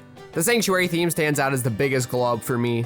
Instead of what sounds like strings, it focuses more on an organ and choir, which fits the tune a lot more in my opinion. I love how with Lorule's theme they went in with an unexpected direction, not giving it a grand adventure vibe until much later into the game. The original music created for this game is also pretty solid. I love the pre-invasion Hyrule Castle theme, it's so cheery and the brass gives it that royal feeling it needs. And I also like how the intro is a calmer version of the post-invasion Hyrule Castle theme. Yuga has one of the best themes of any antagonist in the series, Ravio's theme is wonderfully weird with a really fun sound, the Mother Maya Mai theme is a nice wholesome little tune, and I like the Milk Bar remixes of all the music as well. One of the many areas where A Link Between Worlds is a massive improvement over A Link to the Past is in the narrative. It's not one of the best stories ever told or anything, but I do think that it manages to be more engaging and interesting than a lot of the other 2D Zeldas. In fact, the only games it doesn't match in this regard are the DS entries, but within the confines of A Link to the Past story structure, I don't think that it ever really had a chance of that. The 7 sages aren't some random maidens that you never even really see that much outside of when you rescue them, they're actual characters that you meet. Sure, none of them get much screen time or development, but they are absolutely more interesting. Gully is the first character you meet in the game, the son of the blacksmith Link is an apprentice to. There's this guy you meet at the Eastern Palace, who has a very condensed version of Groos's arc, There's the Zora Queen, who you help in order to access one of Hyrule's dungeons, Ceres, who you see Yuga turn into a painting and is the closest to the original game's maidens, Rosso, who just looks cool, Impa in one of her less interesting incarnations, and my personal favorite Irene, the witch in training who acts as your fast travel companion. Whenever she's captured by Yuga, her broom turns up alone, which is a cute touch. Hilda is one of the most interesting antagonists of any Zelda game, a dark reflection of what Zelda could become. Much like how Hyrule had a Triforce, Lorule also had one, with similar consequences that came with a relic that powerful. But instead of sealing it away, in Lorule it was destroyed, sending everything into chaos. Hilda's motivations are simple yet effective, desperate enough that she would send an entire other realm into the same despair that happened to Lorule just so she could restore her kingdom. Yuga, while not being the most interesting villain in the world in terms of motivation, is still at least enough of a threat that I don't really mind. The reveal that Ravio is an alternate version of Link is honestly one of the coolest twists in the entire series. It makes sense in hindsight. I mean, why else would he have all of these tools, and the bracelet that he gives just happens to be something that gives Link the ability to merge with walls as a painting. But it still isn't a super obvious twist on your first playthrough, and I really like that. He was a coward and ran away when Hilda started going off the deep end, only coming back to talk her out of it at the end of the game with Link's bravery rubbing off on him a little. Is it as effective as Linebeck or Zelda from Spirit Tracks' arc? No, but since the game doesn't have as much of an emphasis on story, I think that it really works within that context. Overall, while the game does look and sound great, and has a much more engaging plot than the majority of other 2D Zeldas that are in these 3 gems, the game offers much more than just that. So let's talk about it.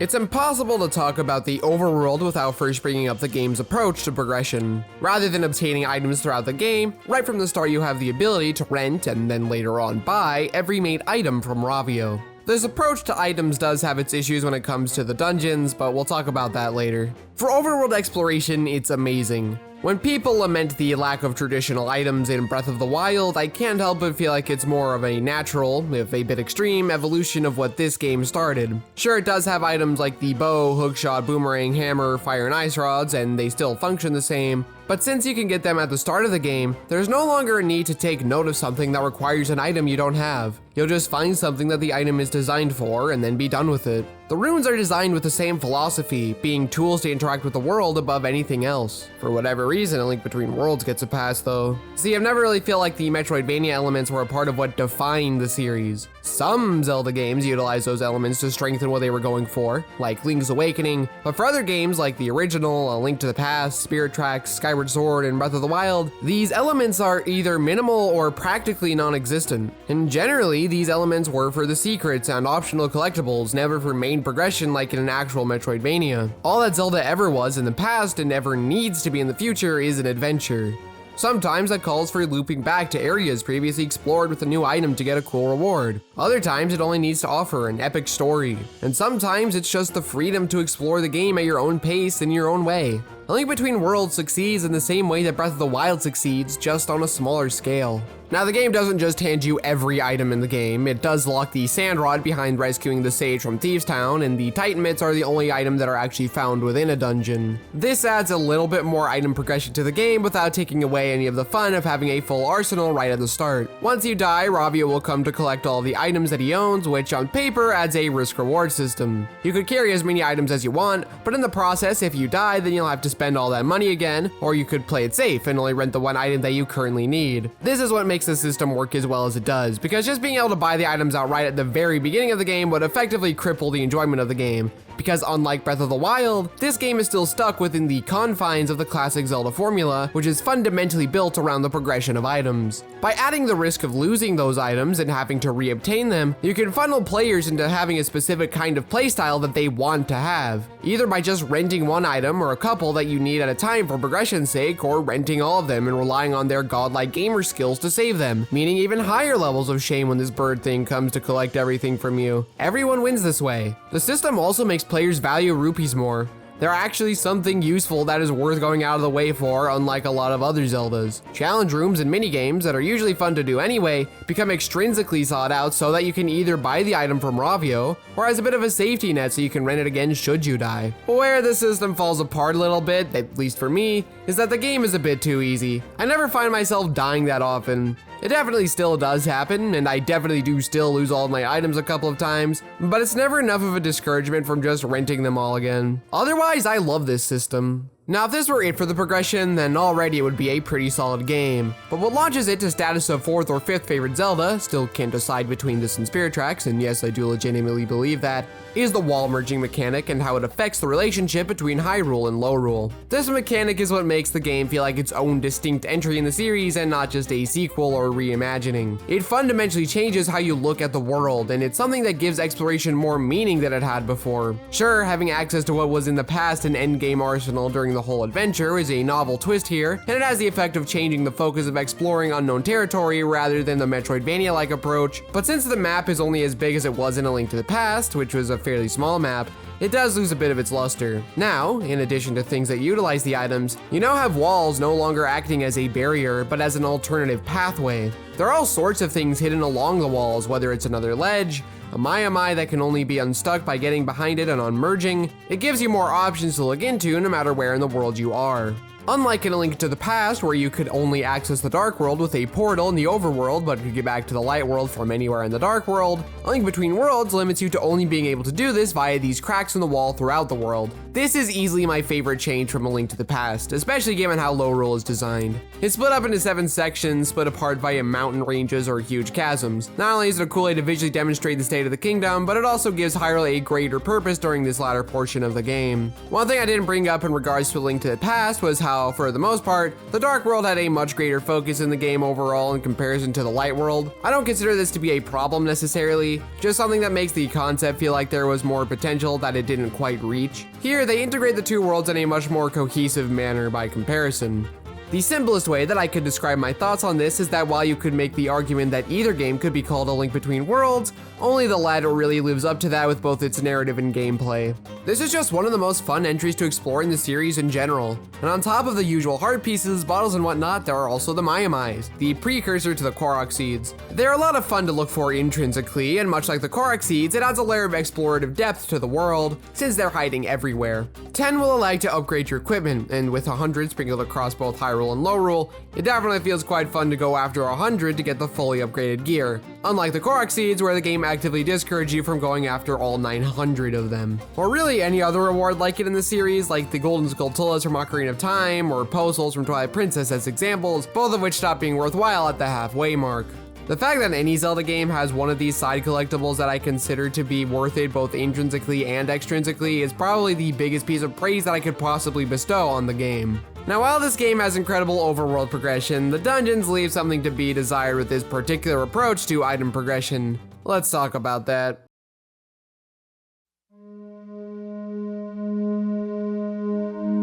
Easily the most requested change that people lobby towards Tears of the Kingdom, at least from what I've seen, is the return of traditional dungeons. But if this game is anything to go by, then honestly, I really hope they don't. The Divine Beasts are a hot topic when it comes to Breath of the Wild, and it will be interesting to see how my perspective changes on them in a week. But for now, I think that they work within the greater context of Breath of the Wild. I don't want to repeat myself too much, since I already have a 3.5 hour long video on the game that you can watch for my full thoughts, but here's the basics. The puzzles on display here, while fun, are disconnected from each other, which of course leads the Divine Beasts to feel a bit disjointed. They're relatively short, and while that short content is fairly enjoyable, it doesn't leave that much of an impression. However, something that I left out of that video is how it fits within the game as a whole. Previous Zelda games had a block of overworld time, followed by a block of dungeon time. Breath of the Wild took that and split it up. You were constantly weaving in and out of the dungeon block and the overworld block. In this context, the Divine Beasts are essentially just giant shrines. There's more story relevance surrounding them, and there's absolutely more gravitas involved with them, but if you split it up into a binary system of overworld and dungeon, then it's the same thing. My thoughts on them individually haven't changed one bit, but my thoughts on how they fit into the game as a whole have gotten a little more positive. My biggest hope is that Tears of the Kingdom takes its inspiration from the best elements of the Divine Beasts, and then expands on their best attributes to craft some truly phenomenal new experiences instead of returning to a style that has been worn out after decades of use. Now we finally get back to A Link Between Worlds.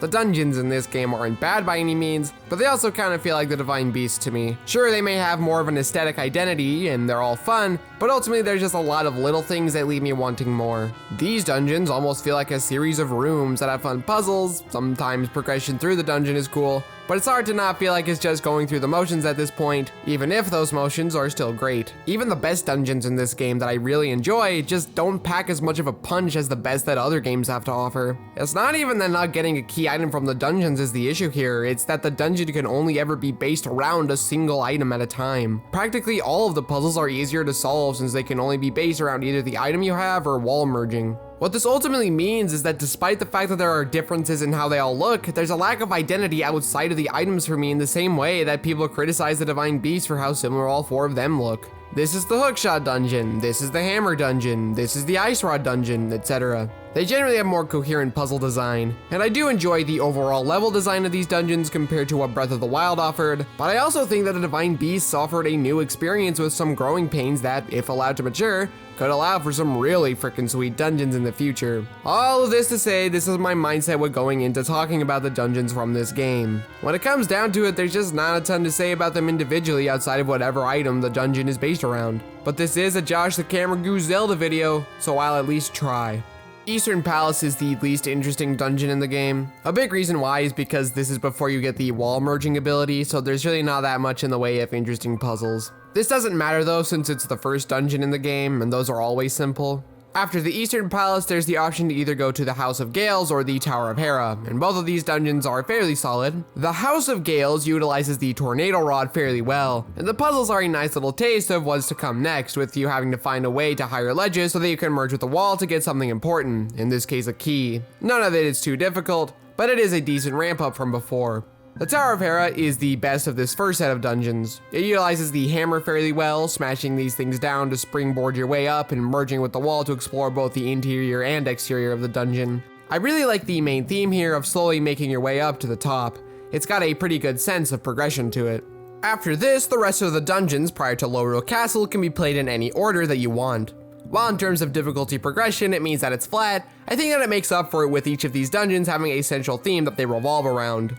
It's similar to how each of the Divine Beasts move in a different way, which affects how you solve their individual puzzles. I know it's a weird comparison to make, but it's just what my mind goes to when I think about it. The Dark Palace has a fun build-up where you have to traverse through this maze in a decent little stealth section before you access the actual dungeon, and it's a pretty good one. As the name would imply, the dungeon is dark. Some of the puzzles involve you having to diminish all of the light so you can see a path that is only visible in the dark, and the structure is also somewhat disorienting. The puzzles are usually fairly satisfying, and it makes good use of the idea that this is a proper structure. The Swamp Palace is the one with the hookshot, which is usually the sign of a banger dungeon, and this one does not disappoint. Part of it is changing the water level, but it never asks you to consider the dungeon's layout as a whole like the best water dungeons do, only the immediate room that you're currently in. Otherwise, it's pretty good. The puzzles are all great, if not real brain teasers, and I like how zigzaggy the navigation ends up with you crossing overhead of this room a few times.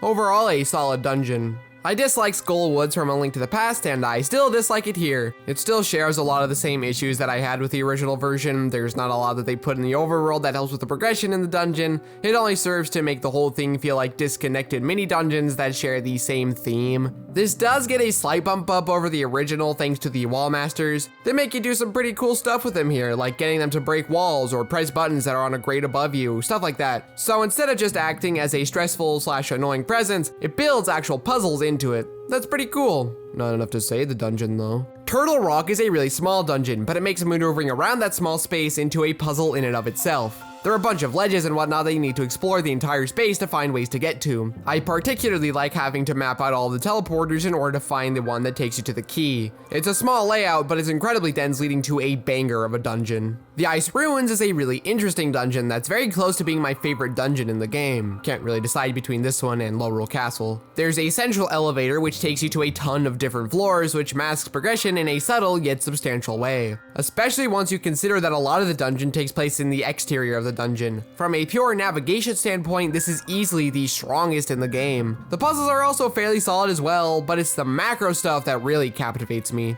Thieves' Hideout is probably the weakest dungeon from the low rule section. Its navigation and puzzles are all fairly solid, but neither of these are all that strong in comparison to the rest of the dungeons in this game. I do appreciate that it plays on your preconceived notions if you play on A Link to the Past beforehand, where the person you rescue turns into the boss at the end of the dungeon, which you would assume would be the case here, only for it to turn out that the boss is completely different. It's a nice subversion. The Desert Palace is the only dungeon in the game that requires a prerequisite, that being the completion of the Thieves' Hideout, which gives you access to the Sand Rod. I think that the puzzles and navigation are all pretty good. I like the ways in which the Sand Rod affects your approach to both of these, particularly navigation. It's not something that any of the other dungeons do with their items. It's also the only dungeon in the game to actually have a key item in it, those being the Titan Mitts. While there aren't a ton of huge boulders lifted throughout the dungeon, like in the Face Shrine from Link's Awakening for instance, it still does add a bit more of the traditionalist values that the dungeons of old clung to. Low Rule Castle actually has fairly simple navigation, all things considered. There are a few instances of it being a little tricky, but the really fun part of the dungeon comes from the 4 rooms at the end. They put to the test the majority of what you've learned throughout the game with a last hurrah to every type of puzzle that was present in the game. Navigating dark labyrinths, tricking wall masters into breaking walls and pressing buttons, using the hookshot to maneuver a raft alongside that, more difficult enemy encounters, and a couple of mini-bosses. It feels like a better executed version of Ocarina of Time and Twilight Princess's final dungeons, and I already think that those two are fairly solid. Now, did you notice how much I kind of repeated myself throughout all of that? I hope that the fact I don't have a ton original to say about each of them individually better helped illustrate my point. I really enjoy them, just like I really enjoy the Divine Beasts, but outside of Low Rule Castle, they never fully satisfy my dungeon cravings, much like the Divine Beasts. Perhaps this perspective isn't one that a lot of people will think is fair, and perhaps it feels as though I'm grasping at straws, but I think that playing the two of these games immediately one after the other brought out a lot of similarities in how I feel about them in a way that not even I expected. The bosses in A Link Between Worlds follow the same line of thinking. Most of them are fun, but a lot of them don't go beyond that. At this point, I've written an equivalent to my Breath of the Wild script for all of these 2D Zelda videos, since for some reason I thought that writing them at the same time seemed to be a good idea. As such, I will be giving a 1 to 3 sentence description of all the bosses and base my opinion on them. I just want to be free of this misery. Margamil makes decent use of the Tornado Rod, though he's a bit too easy to take down. Moldorm is incredibly satisfying to beat with a hammer for the sole reason that I hated this boss in A Link to the Past. Otherwise, it's meh. Stallblind uses the wall merging mechanic in a fun way, with you having to merge with his shield to attack him from behind where he's unprotected. It's a simple use of it, but I think that it works. Only real problem is that he's a bit too simple to beat. Gemasaur King is a generally unmemorable boss, and he isn't particularly noteworthy in any positive or negative manner. Just throw a bomb to damage him. He drops rupees, and that's kinda based. Argus requires that you use the hookshot to take care of the eyes that surround him, and then you need to attack him once they are all gone. Knuckle Master is a fun fight that quickly turns annoying if you're stupid like me. All you need to do is merge with the wall to avoid getting hit and cause it to crash into the wall when it charges at you. This will allow you to attack its weak point. The floor falls apart over the course of the fight, so it gets trickier to maneuver through the arena. For whatever reason, I suck at this boss, so it usually takes 5 million years for me to beat. It starts out fun, but quickly turns sour because of my lack of skill. Grinix has you needing to drop blocks of ice using the Ice Rod. Then in the second phase, you just need to attack his head when it pops out. It's a fun fight. Dark Stare has you needing to use the Fire Rod to melt the ice block around him. Then you just need to attack with your sword afterwards. It would be an interesting fight if the Fire Rod weren't so overpowered. Zaganag uses the Sand Rod to create a platform to access him to damage him. The fight can be a little needlessly frustrated sometimes with where he's placed and how it expects you to get to him. Otherwise, it's a solid use of the Sand Rod to create a boss around it. Finally, there's Yuga. The first fight is relatively easy, just pay attention to which Yuga is the real one and attack him. Then you just need to follow his path along the wall while avoiding his attacks. It's not that difficult. The second fight at the end of the game is where things get good. Much like the typical Ganon fight, just avoid his trident as he swings his trident. The battle gets progressively more difficult, with him throwing his trident around the room as well as energy balls that you need to dodge. I really enjoyed the challenge that this first phase offers. The second phase starts with the typical energy tennis Zelda shtick before it transitions to a section where you merge with the wall to shoot him with a bow of light. I really enjoyed the second phase. It utilizes the wall merging mechanic in a much more substantial way than other bosses, and is generally just really enjoyable. I would normally say more about the bosses, the dungeons, and all that, but I've reached my limit with what I can stand talking about with Zelda games, so without further ado, let's wrap up this whole retrospective series.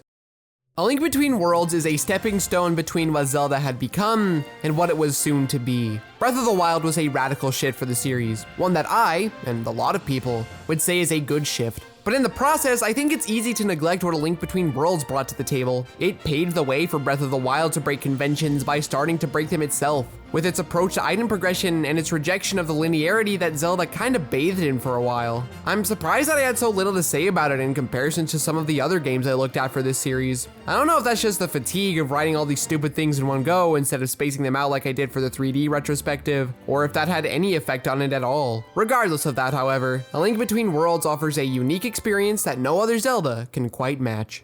Which is something that can be said about pretty much every 2D Zelda game when you think about it. I found that every time I started on a new script for this series, the first thing that I would write in regards to the game I was talking about in that video was how it was a weird game. Link's Awakening is an officially made parody. The Oracle games are interconnected stories that each focus on a different aspect of the series. The DS Zelda games and their entire existence. And A Link Between Worlds hybrid of reimagining, sequel, and original game. The 3D games are comparatively more uniform. That's not a bad thing by any means. I actually prefer the 3D games over the 2D ones generally, but it is something that gives the 2D games a unique edge, and I miss that. It's been 8 years since the release of the last 2D Zelda game, 19 years since the last 2D Zelda on a console, and if for whatever reason you don't want to count the multiplayer titles, then it's been 10 years since the last 2D Zelda, and over 30 since the last one on home consoles. Ever since the Switch was announced, I had hoped that we would finally get a brand new 2D adventure, but with Tears of the Kingdom releasing in a week, the pattern of Nintendo consoles usually ending around a year after the big 3D Zelda, along with all the rumors of new hardware, I think that the chances of Switch getting an original 2D Zelda are officially over.